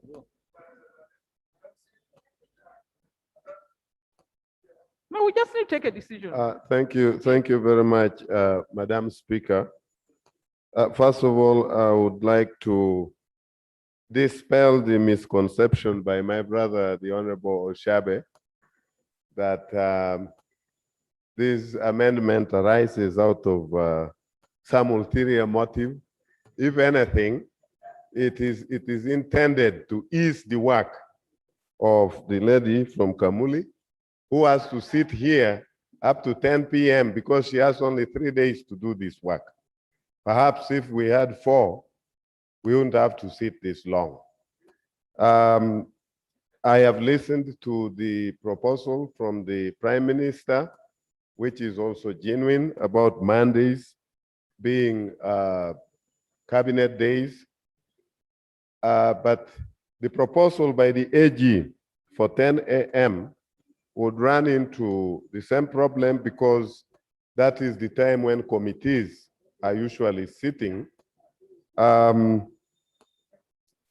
Madam Speaker, going by the mood in the House, I would not have any problem withdrawing this amendment. Thank you. Thank you very much. Let's go to the new rule.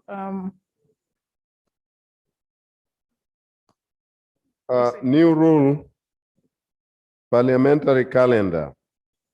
Insert a new rule immediately after Rule 24 as follows. Parliamentary calendar. 1. The business committee shall, at the beginning of every session, determine a parliamentary calendar that shall prioritize particular categories of business for each meeting of the session. 2. The categories of business may include the following. A, prioritization of bills. B, prioritization of committee reports. And C, prioritization of the budget process. Justification. The proposed arrangement will enable members to concentrate on one aspect of parliamentary business at a given time. This is likely to improve the efficiency of Parliament, with members being more available and prepared for most parliamentary business, and at the same time, more accountable to their constituents. Okay. Now, members, the new rule.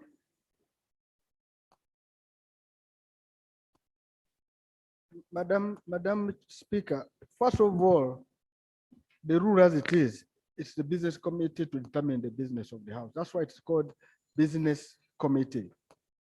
And they are free. You see, if you try to tie the committee, business committee, that at the beginning of the of a session, then you are saying in the middle they may not. It's like a work plan. In the middle they can say, no, this work plan is not working. We amend it. So, Madam Chair, the current rule is okay. Why? It's all the committees of Parliament are known. They know the work they do. So the business committee will be part and a parcel of one of the rules. The only thing I'm seeing, which is coming up, is that making bills priority. Even the budget is a bill. If you are not aware, Mr. Chairman, the budget is it's the one which leads to appropriation what? Bill. And whenever budget is, there's a law specifically about how the budget process is handled. You cannot use now the rule unless you want to amend the rule will not amend the law from the budget process. It has deadlines. It knows how the appropriation up the appropriation and how it's done. I think the only thing we should do is now to go and amend the rule, which talks about how business it is, because the rule which I can't remember, prior to government business, then I think somewhere there, then private members business. So rule number, I can't remember the rule, but I can check. So my proposal would be, Mr. Chairman, instead of going to amend the year for putting the order of business of which was we should start with, go and amend the rule, which shows the sequence of priority in the house how to handle business. And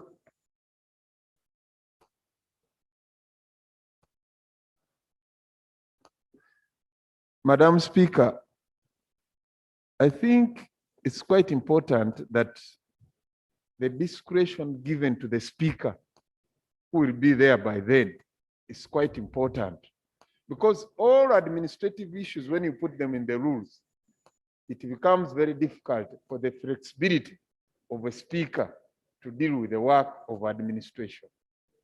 You can imagine when there is a problem and the rule is there, you have no flexibility in running that administration within the institution. So the rule, how it was made, it was catering for any flexibility, any room that can come, and the Speaker by then can run that committee and the business depending on the environment which is there. But when you fix it in the rule, it becomes difficult. You are reducing the powers of the running of the institution by the Speaker. I thought that it should remain as it is. I can support Honorable. I support Mafabi as he said, that really the flexibility of within the rule, leave the powers of the Speaker to run the institution. In case of any eventuality, don't fix that office the way how it's run.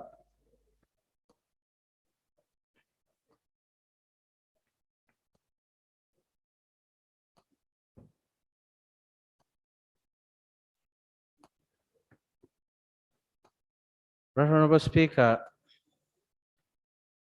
I wanted to remind the chair that oftentimes you've seen in this house, the speaker calls on bills which are not ready.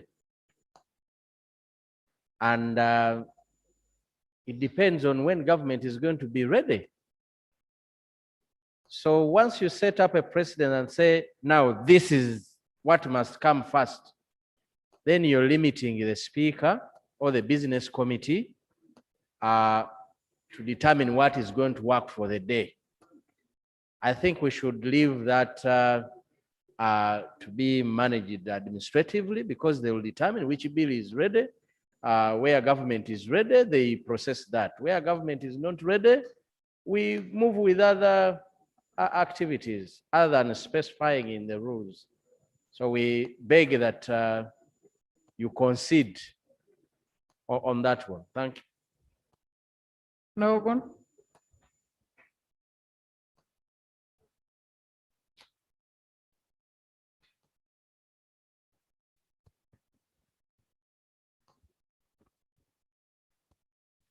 Madam Speaker, by trying to propose such a rule, it means now the committee is trying to push a vote of no confidence on the committee that has been handling the business of the House.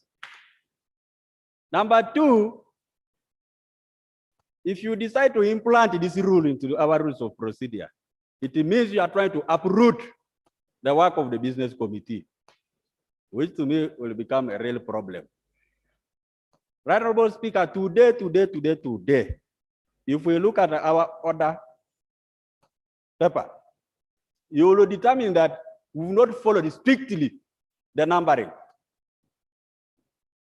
I know of a moment where we had to go to item number 18 and number 19. Even before attending to 18, we went to 19. When we called the chair of the Rules Committee to bring his report, he was not readily available because he was busy with some other work. So with your wisdom, within your wisdom, we had to go for number 19. It explains, Right Honorable Speaker, the urgency with which we must go back to our senses and say, no, let us maintain what we have been having. Otherwise, we shall have a big problem, a very big problem. We do not want to tie your hands, Madam Speaker. What will happen if we remove all these powers from you? Shall we be orderly? Shall we proceed? Will the business move? I'm in fear, Madam Speaker. Honorable Bahati?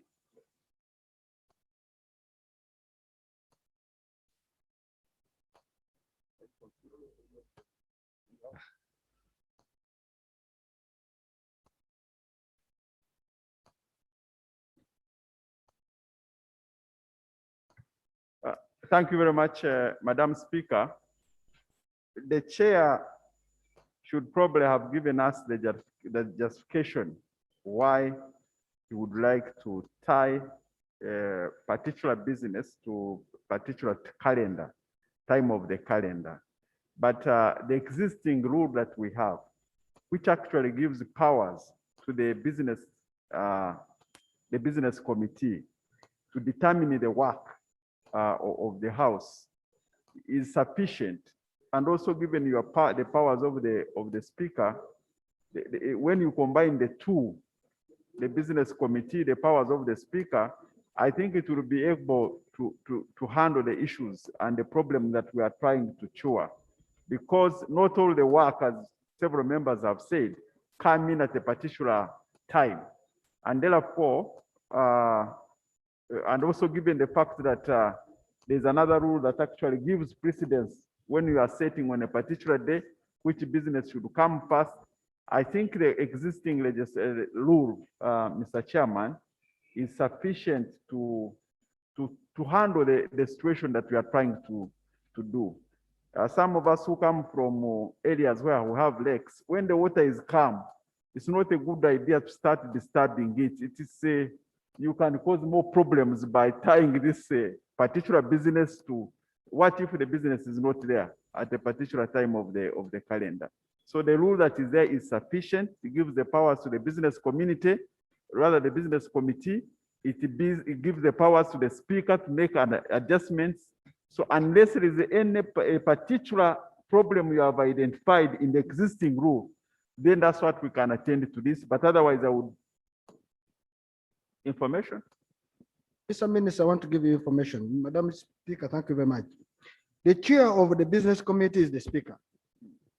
And two, the speaker is the one who arranges even the, under Rule 174, is the one who arranges even the order of business.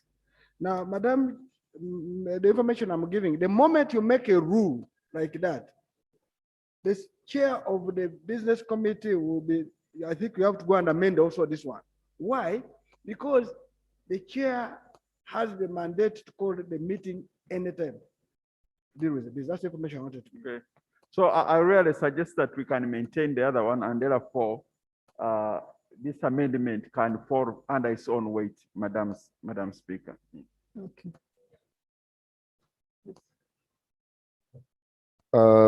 Madam Speaker, the honorable members should keep in mind that the powers of the chair of the business committee under Rule 174 are subject to Rule 25.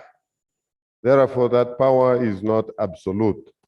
The speaker may have that discretion, but Rule 25 is specific about how business is ordered every day in this house. And therefore, when at the beginning of the second session, the speaker made this determination from the chair about prioritization of business, it was really to ensure that some of the reports that the committees work so hard to produce, but they fail to see the light of day. Why? Because every day, Rule 25 ensures that bills and so on must take precedence. Therefore, these reports are always kept at the bottom until government is ready with bills. So by prioritizing, everyone is aware that within this time, I must do my part, or else we move to reports, because we've had so many reports, and this was because of a complaint from so many committee chairpersons about reports that the committee had worked so hard to produce, but at the end of the day, because somebody is not ready, keeps blocking that report until the report is overtaken by events. That is the main reason why this prioritization was introduced. Secondly, honorable members. Can I seek clarification? Yes, please. Can I seek clarification? Clarification? Right, Honorable Speaker. I really appreciate the explanation the chair is laboring to put across. But I think I've been here long enough to advise the House that the rules have gone through a lot of review and amendments and so on. But this particular rule acknowledges the fact that the speaker you would have put in place is the speaker elected by you yourselves. And therefore, you have the trust of the speaker. And when you have the trust of the speaker, he has been given a wide perimeter within which he or he can steer the House. Now, when you give us a proposal that after a while, let's even add Z to say other motions, for what? It's redundant. Because all these which are put here from A up to Y, you can actually put any other. That is to say, anytime there is any motion, the speaker has the mandate to add on that motion, depending on the priority. So really, I want to plead with the House. We have very little time to go through all the work that we have lined up before we close. So instead of us debating in a manner which some of the people watching may think don't have any other thing to do. Right, Honorable Speaker, I would beg to move that these amendments are really not relevant for the functionality and effectiveness of the work of the committees and of the speaker. So I beg to move that we proceed to maybe further amendments. Thank you. The honorable member had risen on a point of clarification, and I really have not got the clarification that you were going to give me. However, honorable members, before we defeat this proposal, I would also like you to be aware that the committee doesn't just think of the things and then decide to impose them from the House, but we are bound by our rule of procedure number 8, which says any rulings from the chair must be picked by the committee, and within 3 months, we should bring them to this floor for substantive adoption inclusion into our rules of procedure. This was a matter that was ruled on from the chair, and by virtue of Rule 8, the Committee of Rules had to pick it up and bring it officially to this House. So as you throw out this proposed amendment, I want you to be aware of that. Thank you. No, honor members, I think you not capture what I intended. We are dividing the session into 3 meetings and indicating what will be done in each meeting. We have 3 meetings. So the first meeting is on we said should handle bills as much as possible. The second meeting should handle the reports. The third meeting should handle the budget. It's about the structure of the meeting.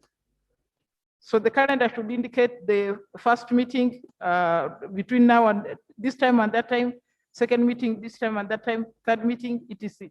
It's about the structure of the meetings.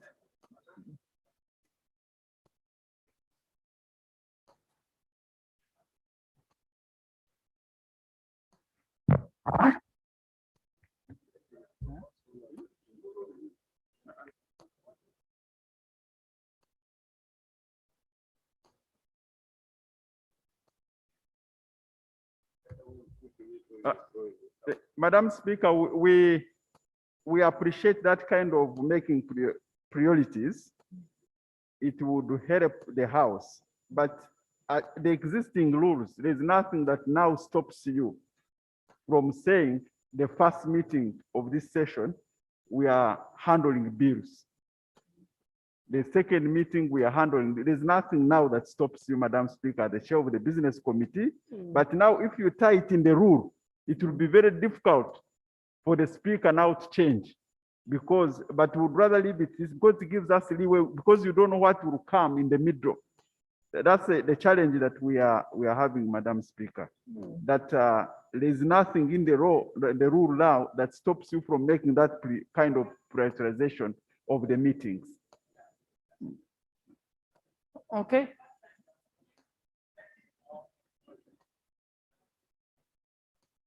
Let's start from the chair.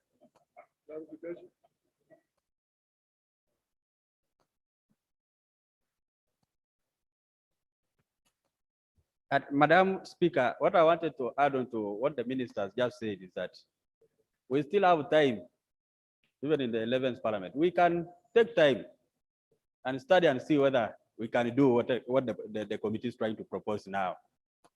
So I think let us maintain the status quo. We do not want to tie up the chair.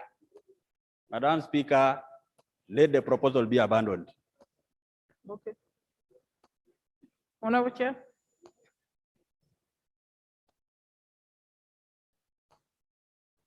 Madam Speaker, there really is no reason why we have a constitution. We could as well not have a constitution like the UK. But the reason we have one is for purposes of certainty. Keeping in mind that there is the office of Speaker and Deputy Speaker, and they preside on this house at different times. So to avoid conflicting rulings coming from the chair, when the Speaker makes or guides, we wouldn't want to be in a situation where 2 days later, the Deputy Speaker comes, sits on that chair and gives different guidelines to the House. This is why it is important to have these things. Once a ruling is made from the chair, we have them as part of our rules to avoid that conflict. Moreover, honorable members, this is really not a bad proposal at all, because it ensures that at a certain time, reports by members from committees are given priority and they must be presented. Just like my brother, Honorable Silas Aogon, said, when you know your report is on, when you know it is going to come, when members know that this is the time for this particular business in the House, they will be better prepared. So this is really the spirit with which this amendment is proposed. And Chairman, thank you very much. Thank you, Madam Speaker. Madam Speaker, the Constitution is very clear that we make our rules. And rule and rule Article 94, Clause 4A. It is very clear. Let us start. The rules of procedure of Parliament shall include the following provisions. And I need to read the first one. A. The Speaker, listen, the Speaker shall determine the order of business in Parliament and shall give priority to government business. So what are you trying to do? Are you trying to tie the hands of the Speaker? The only thing is that what you have to do to guide the Speaker is to go and amend the rule number 25 and say maybe after the bills, these are the reports. You can do what you want, achieve it by going to rule 25, whereby you say, after speeches or whatever, this is what we shall deal with. In fact, under rule 25, after the Speaker, after the Speaker communication, it says there will be short interventions in the communication, which we don't do. And I think the Speaker has, in our own wisdom or his wisdom, decided to call it matters of national what? Importance. And which really has brought us a problem in this house. Everybody runs for a matter of national importance. After raising it, they leave the chairs for us. And that's why we're getting a problem of reports not being dealt with. What we should do is that there must be a mechanism under Rule 25, how reports can be handled. We can shift them from where they are and say, after bills first reading. Procedure, Speaker, rising on procedural matter, based on the constitutional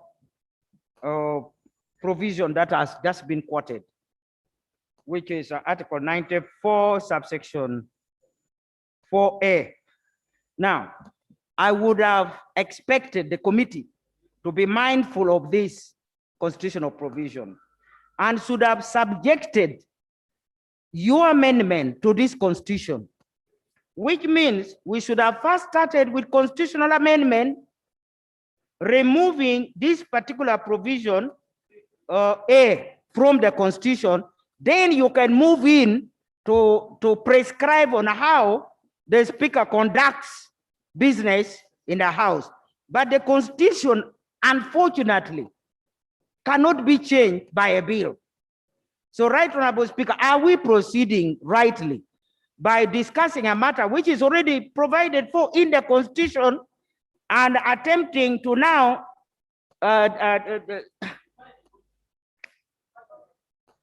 Madam Speaker, before you rule on that procedure, I really don't know what the conflict here is, because the Constitution says the Speaker shall give priority to government business.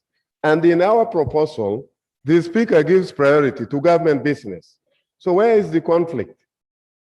In our proposal, we give priority. A, prioritization of bills, just like in the Constitution. So where is the unconstitutionality in what we are doing?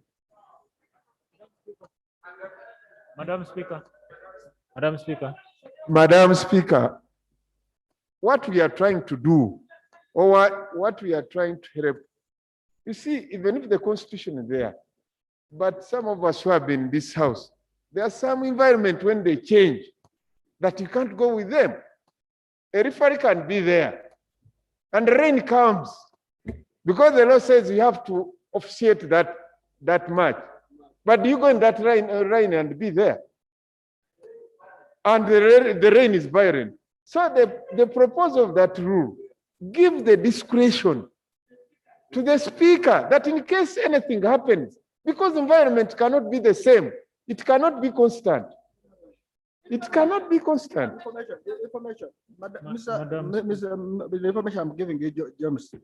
It says the speaker shall determine the order of business. Are you getting it?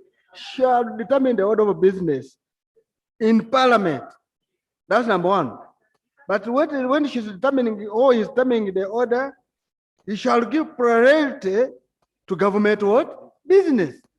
So we want to tell you that your rule you're bringing, which one I was, I thought when my mother Cecilia talks, you will hear very well and understand. It is saying that what we're doing is too redundant. And now you want to tie the speaker's hand, we shall come and say these rules are violating the Constitution. Yes. You see, in administration, at least which I know, that every administration, there must be exceptions. And if the speaker is given those powers, he can evaluate the environment and say, according to today, this can't happen. Depending to the environment is happening.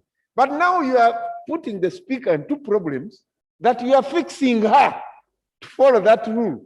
There is no permanent environment that cannot change. So that's why the proposal of that constitution, the framers of that constitution, were clear that give the powers to the speaker. Once the environment is not enabling, it can be flexible, can get a way out. But once you fix it in the rule and it becomes an administration, it becomes very difficult for that person to deal with that situation. Don't put it at the small administration issues in the rules. Madam Speaker, I wish to add to what Honorable Kakoza has just said. There is no mischief here that we intend to cure. The law is already provided for by Article 94. Now, for us to go into the rules, amend and legislate upon it, and tie the speaker's hands, we are simply creating a superficial appendage to the law. And if you should insist on having it in the rules, maybe you use the word may, so that it can be used flexibly as and when the speaker deems it necessary. After all, it is already the speaker's powers and authority to determine the order of business. I beg to submit.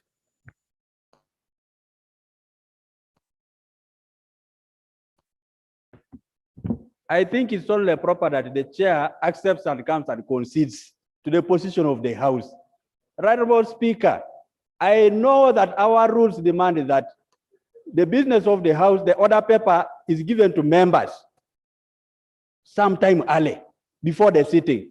So even the argument of saying that the people need to know what is going to be there, what is going to be discussed so that they prepare, it is invalid. That one is invalid because already the clerk is supposed to upload the order paper early enough so that the members know what is going to be on the floor.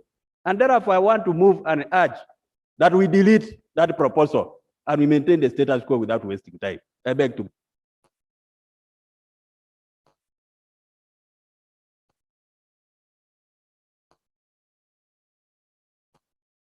Honorable Bahat.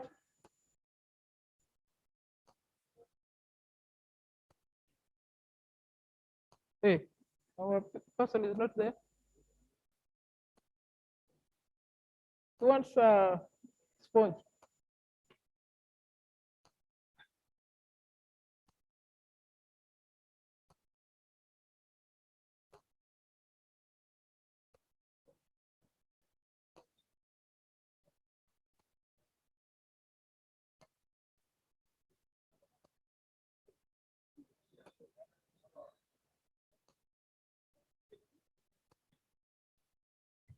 I'm respecting the chair to follow the rules of COVID. Madam Speaker, the other point we need to look at, we have members here in the House have different strengths and interests. There are people who are interested in legislation. For example, if you are handling a bill, there are not always many people interested in this bill handling. You find that's why you can even see like even now. But if it was like a political debate, a debate on some political issue, there are people who come, all of them. So if we restrict one meeting to one particular business, it also can affect even the morale and attendance of members. The livelihoodness of the House really goes down because some people know that we are handling bills this month. Madam Speaker, you will see just a few of us here. But so you need to mix up a little bit so that the House remains, because we have different strengths here. So, Madam Speaker, I think maybe we have really moved. I don't know what the Speaker is waiting for because we have moved 3 motions over this issue. What we are waiting for, Madam Speaker, is for you to rule that this proposal is be dropped. Information, right, Honorable Speaker, the chair is insisting that we must give priority to government business. There are many times we have labored to tell the Prime Minister to come with his team to Parliament. Most of the time, the space for government business is given, but those to drive government businesses are never there. So now in a situation where the ministers who are supposed to bring to us matters of government priorities, and they are not there, do you now expect the Speaker to say, okay, the rule says we now cannot move on because the ministers to bring the business are not there? So I think really, members, for the sake of peace and stability, why don't we leave this rule as it is? Thank you. Honourable members, the general calendar of each meeting will be issued separately. I think let's not put in the rules. Let's go to the next one.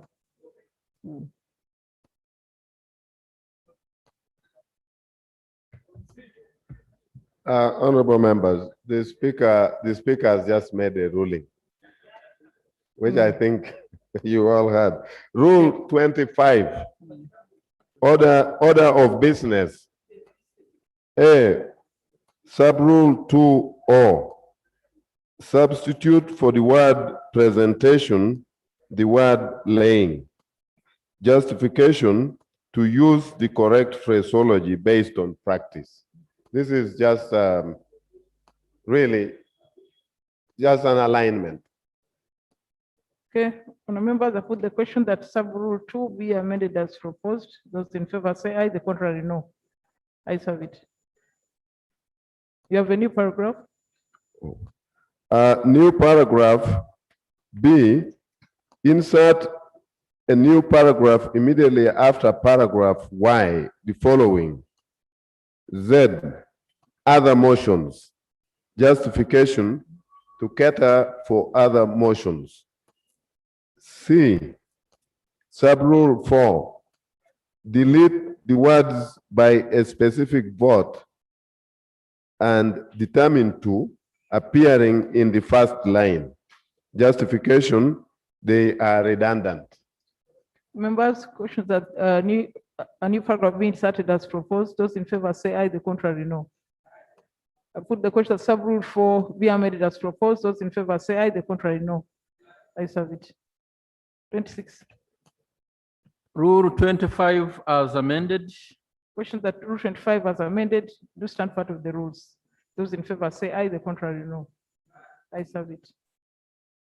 26.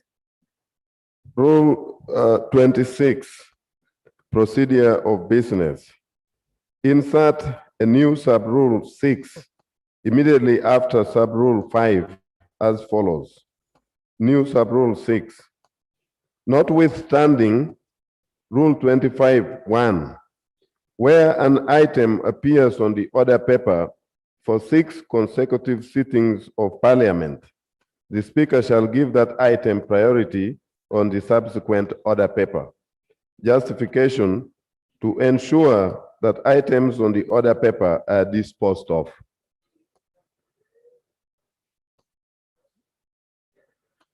Now, go.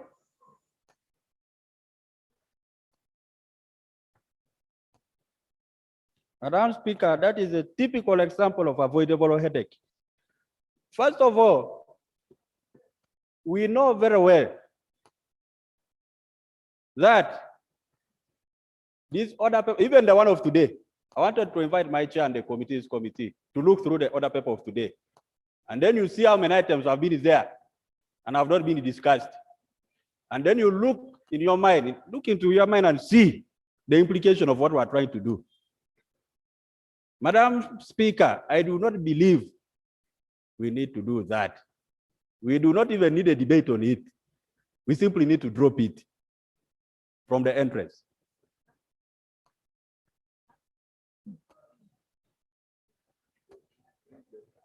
Proposal.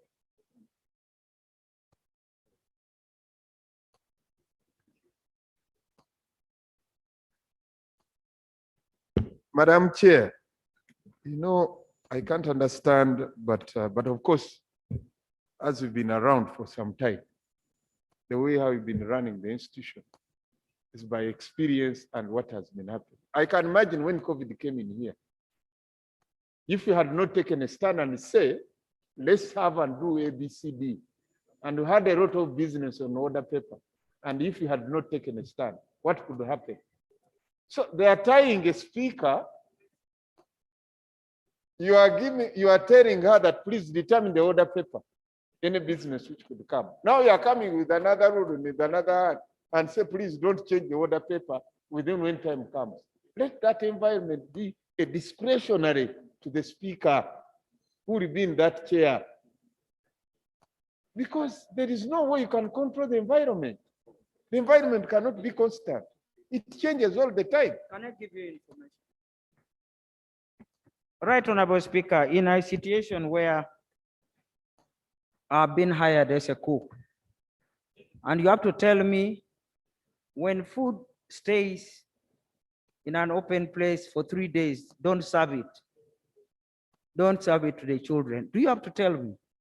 I should know that after 3 days, the food has gone bad. So I decide, is it bad? Is it eatable? Is it not? It's me to decide as a mother. When I'm cooking, you tell me, put salt like this. It means you don't trust I'm a cook, really. And particularly if you are a man, I will know how to treat you now. Yeah, because really you have entrusted me with that responsibility.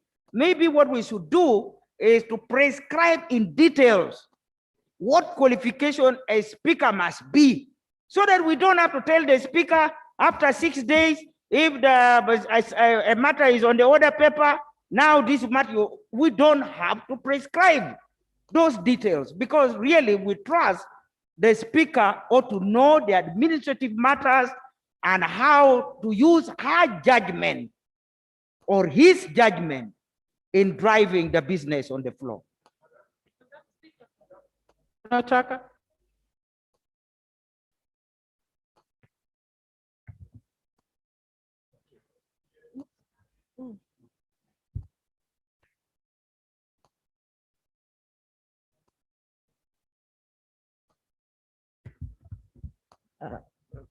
Madam Speaker, this time I want to stand with the chair on this matter, because we have had items that stay on the order paper for long.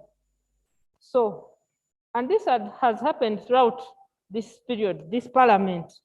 So I think that if we have such a rule, it will help in guiding and of the order of business.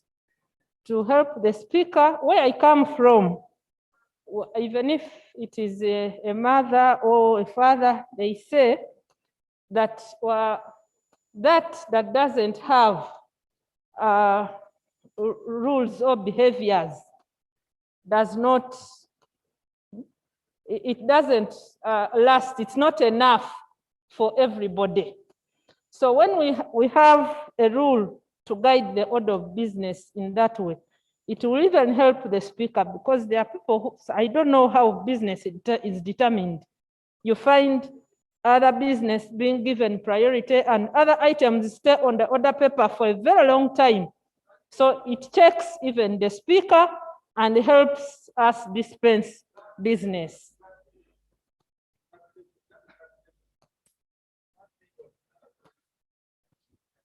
Madam Chair, I am seeking for a clarification from Honorable Taka. What you would do in a situation where the items which have been pending for more than 60 times are more than 20, and you want to comply with this rule, what will you ask the speaker to do? A situation where you have many items of that nature, and you are saying by law now, by rule, they should be brought forward and handled as per your proposal. What is now expected? Madam Speaker, I wish to clarify that most probably we have had such items appearing for over 20 times. Actually, you're now standing with me for even 10, 20 times, because, yes, listen to me, because we didn't have such a rule. So it has been at the discretion of the speaker to decide. And therefore, an item can stay for long. But when we have such a rule, it therefore means that it's regulating the time limit, and we shall work. The speaker is the presiding officer of the rules. So he or she will be there to see that we move by the rules. I beg to submit.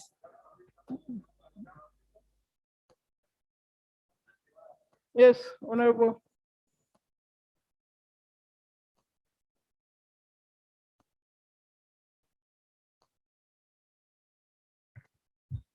Madam Speaker, I don't know whether the former leader of opposition is still in the House, the Honorable Nandala. Eh. Madam Speaker, when he was chair of PAC in the 9th Parliament, and also some members of the opposition who were chairing the Accountability Committee, we had an issue where they produced reports. And remember, Madam Speaker, we had even come to your office to beg that these reports be put on the order paper and be discussed and disposed of. So there are those situations where reports, especially reports from Accountability Committee, these auditor, which come from the Auditor General, that keep pending on the order paper. And I think this rule, and I'm supporting the chairperson, if we put it in place, it will help us to really handle matters of that nature. Instead of going to lobby the speaker to put them, then the speaker will be moved by the rule to handle such a matter. So, Madam Speaker, I support the chairperson's proposal. It will help us to attend to those matters that stay on the order paper forever and ever, and we never dispose them off. So it's just one way of encouraging the speaker to handle these matters when they are on the order paper for one reason or the other for some time. Madam Speaker, Madam Speaker, I am here to oppose this amendment. Madam Speaker, okay. Let us look at the example of the issue of the road district. The issue of the road district, which keeps coming on the order paper. How are you going to enforce when the appointing authority is saying, no, please hold on, and you are the very people who keep coming? They say, no, we are not ready, we are not ready. How are you going to enforce that to happen? Because it appeared 6 times. How are you going to enforce it? Yeah, How are you going to force, apart from now keeping it always in the order paper, so it can keep running like that case, it can keep running in and running out, because you are waiting for the caucus to meet, you are waiting for the president, you are waiting to go to London, you are waiting to do what? So I think let us not micromanage the speaker's office. You know, a friend was telling me that you don't, if darkness has not caused you any problem, you don't start looking for light. Why do you look for the sun when darkness has not caused you any problem? Because you need to sleep. You don't need light during that time. So please, let us leave this to the description of the speaker. Thank you.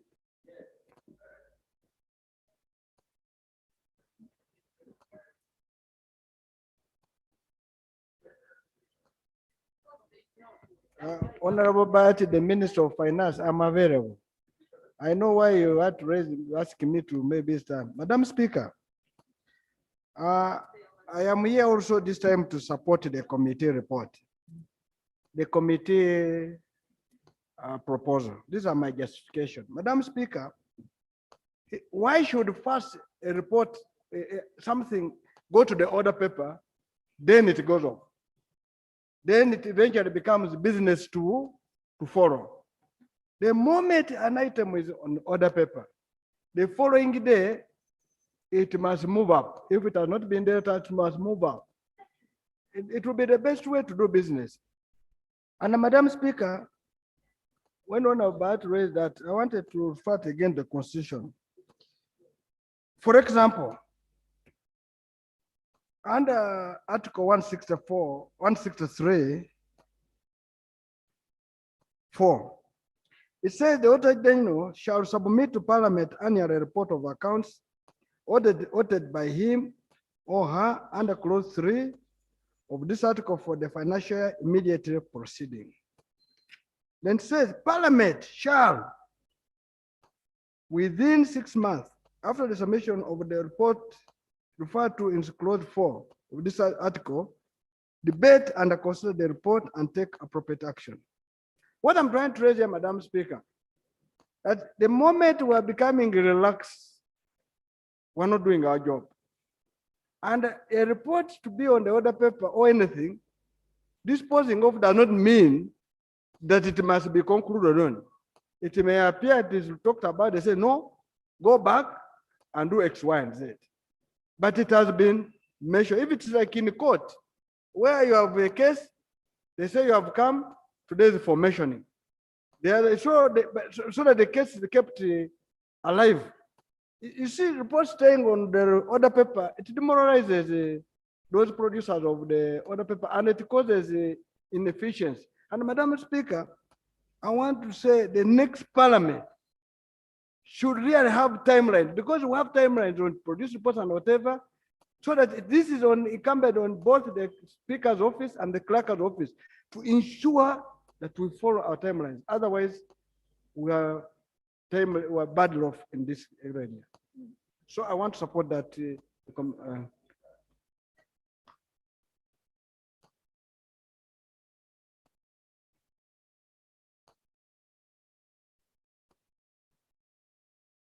Madam Speaker, I know Honorable Nandala is trying to switch sides a little, but Madam Speaker, there is something that I want to invite this House to think about. What will now happen in a situation where we have decided to carry such items forward the way you are trying to propose, and the people who are supposed to attend to such matters are not present? So how will you treat them after that? How will you treat such matters after that? The Speaker in this day determines that this item has overstayed, it should be brought forward. They bring it forward. They call the chair of the committee. He has gone abroad. We cannot continue. Nobody is willing to do this. Or there is something that mandates that you cannot go ahead with that particular item. What happens after that? So you see, Madam Speaker, so we should not run into a situation which we cannot solve. What is the hurry? What is the problem? What is the issue? So, Right Honorable Speaker, let the chair and the committee just agree that they have done a beautiful job. But for now, this House holds the mandate to decide on what to agree with and what to reject. And therefore, I would propose that, Madam Speaker, we reject this proposal. Let us drop it and we move on. Time is so valued, we must value our time. There are more items coming ahead of us. I thank you. Now, the last one, Madam Speaker, to supplement what he has said. Maybe take an exam, Madam Speaker. We've got the Public Finance Management Act, whereby now Cabinet delayed to submit their policy statements. And if there was no discretion of a speaker to extend some time, what could happen? Would you throw out the budget? You see, when you look in one side, look at the other side. Okay, the matter has stayed for 6 months. Suppose those matters are very important, the people to respond on that, what would happen? You throw them out and they disappear from the order paper. I think people who started framing these rules, they focused that any environment which can be there is a discretion of a speaker to say, I can do it this way because I can manage. Micromanagement in an institution does not work. It's even bad. Because if you choose a speaker you trust that is very competent, is very knowledgeable, he has got institutional memory, he knows how to deal with these things. But you get a new one and you find problems, you will collapse this institution. Now, honor members, Madam honor Speaker, members. Madam Speaker, can I just say Madam also, Speaker. Yes. I think in life it is not good to be indecisive. If you are going to a 10 kilometers journey, then you reach another junction, you don't know which road to take. You want to go right, you turn, you want to go left. You will remain here for hours. I think if this chairman's proposal is actually good also to the speaker or whoever paper is staying there. Well, after all, why should the paper stay long? Why is it made at all in the paper if it's going to stay long? Why? I think it should help, it should make business move. And the chair, whoever is speaker should be helped, and also whoever's paper is should also be helped. And it should make sure that this is an active parliament and people will go, I support the chairperson. Now, honor members. Madam Speaker. Yes, Tororo.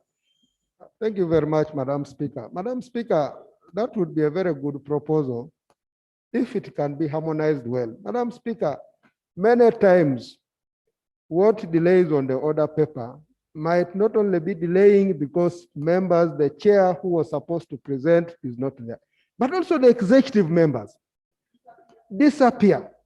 What happens where you're referring to a similar issue where the ministers are dodging to come, like Honorable Cooper talked about Tororo? You keep referring to them and they are not there. You also,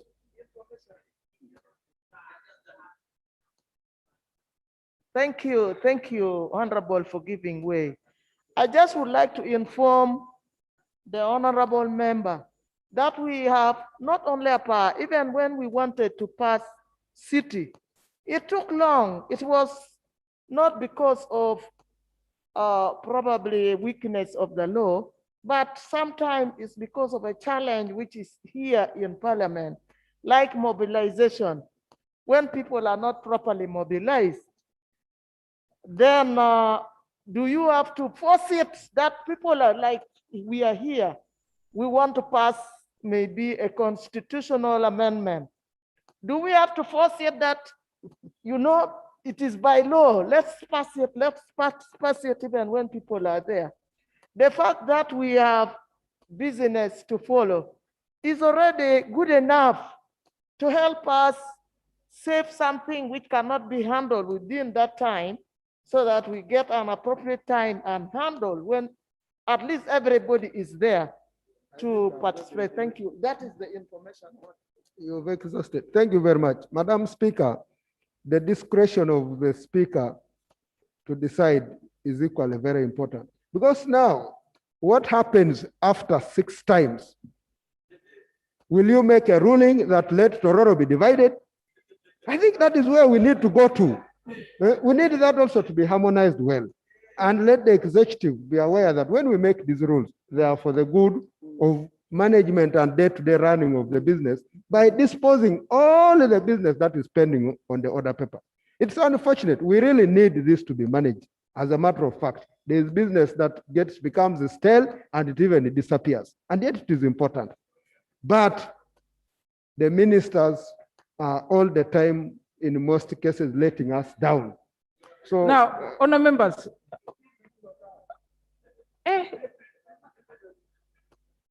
Of flogging ministers, as if it is only the business for this for backbenchers. So, government business has been going on here.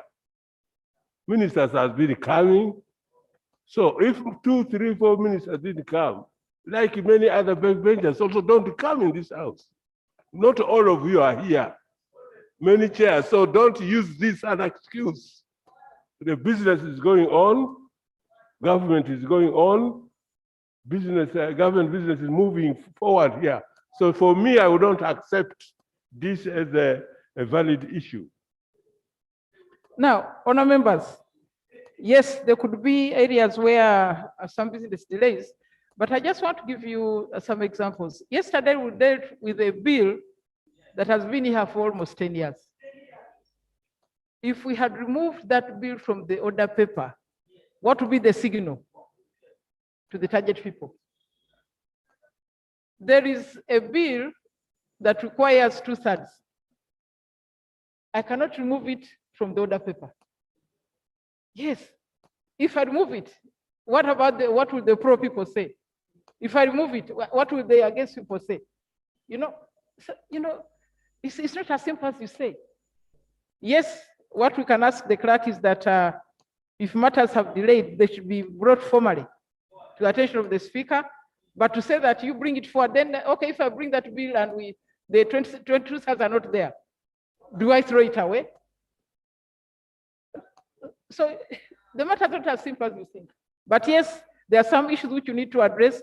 But say if it had come 6 times, that means from last week to this one, if they come up to Thursday, we should now dispose of them anyhow.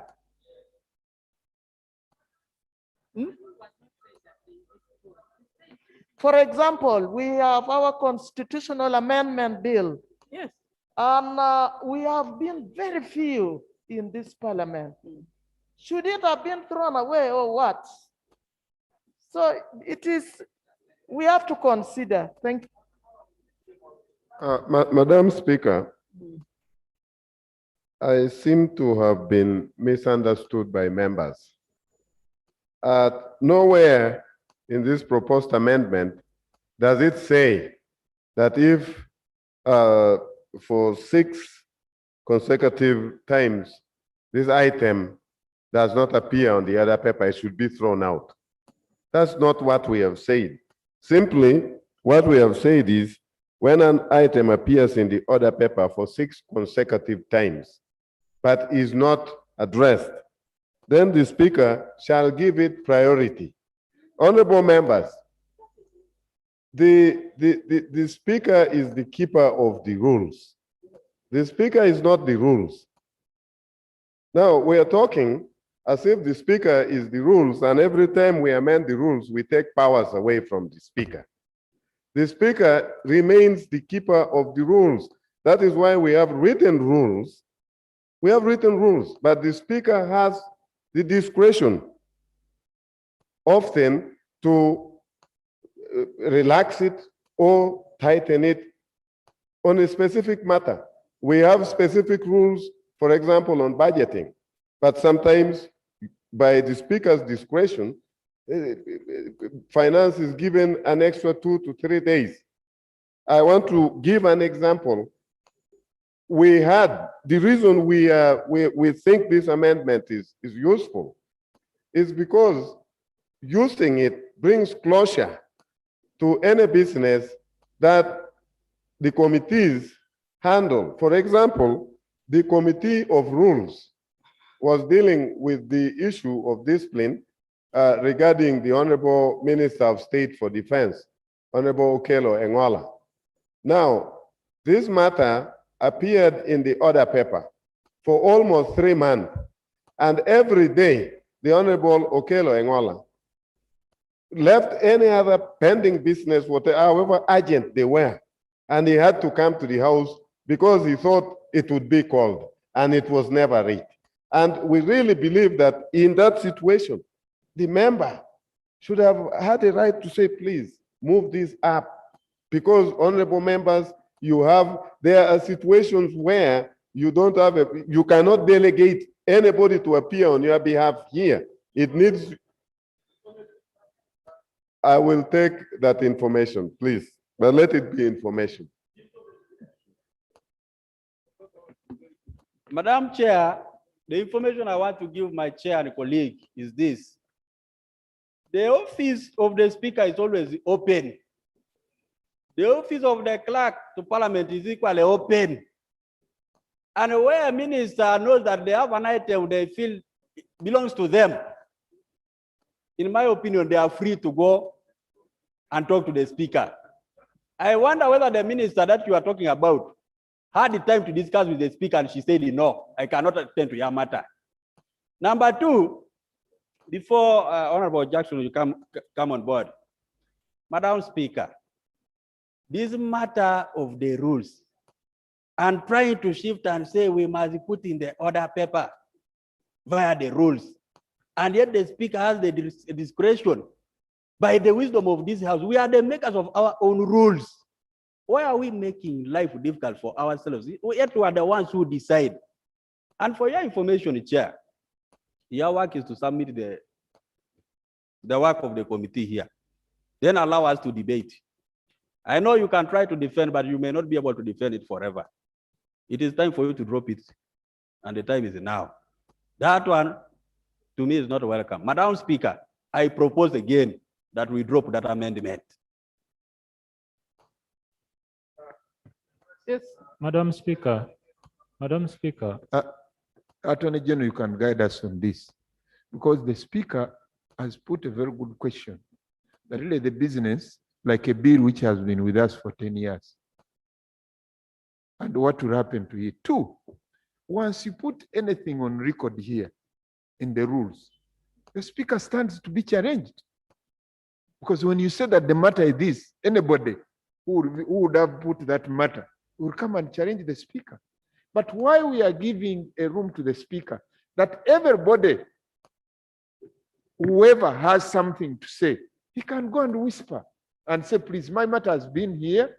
I can go sick for 6 months, but that matter was not dealt with. The Speaker is ready to use that discretion and say, okay, this person, because there is no way you can control human beings. We can't be accurate all the time. That micromanagement in administration cannot be put in the rules. It's the person who is in that chair who is given trust and discretion to say, this I think is correct, this is wrong. But the moment you put it in the rules, you will stand to be challenged. Madam Speaker, as Speaker, you chair the Business Committee of Parliament. And by so doing, you determine what goes on the order paper, in which case it means you prioritize. So if a matter is urgent, you will determine from then and bring it forward. Just yesterday, I was here making a presentation on Kadi courts. And because you considered it urgent, it's a matter that has not been brought to the floor, you said it should come. Now, if we embed that in the rules, and you say you want to prioritize it, and the government is not preparing the bill, what do? Your hands will be tied by the rules. My suggestion would be, we maintain the status quo, allow independence of the Speaker to determine what goes on the order paper. On Thursday last week, I came here and walked to the Speaker and asked to lay on the table a statutory instrument relating to operationalization of the electronic voting system of the Electoral Commission. And she said, yes, she made time and did so. That's what it means to preside. But do we have to legislate over that? I beg to submit.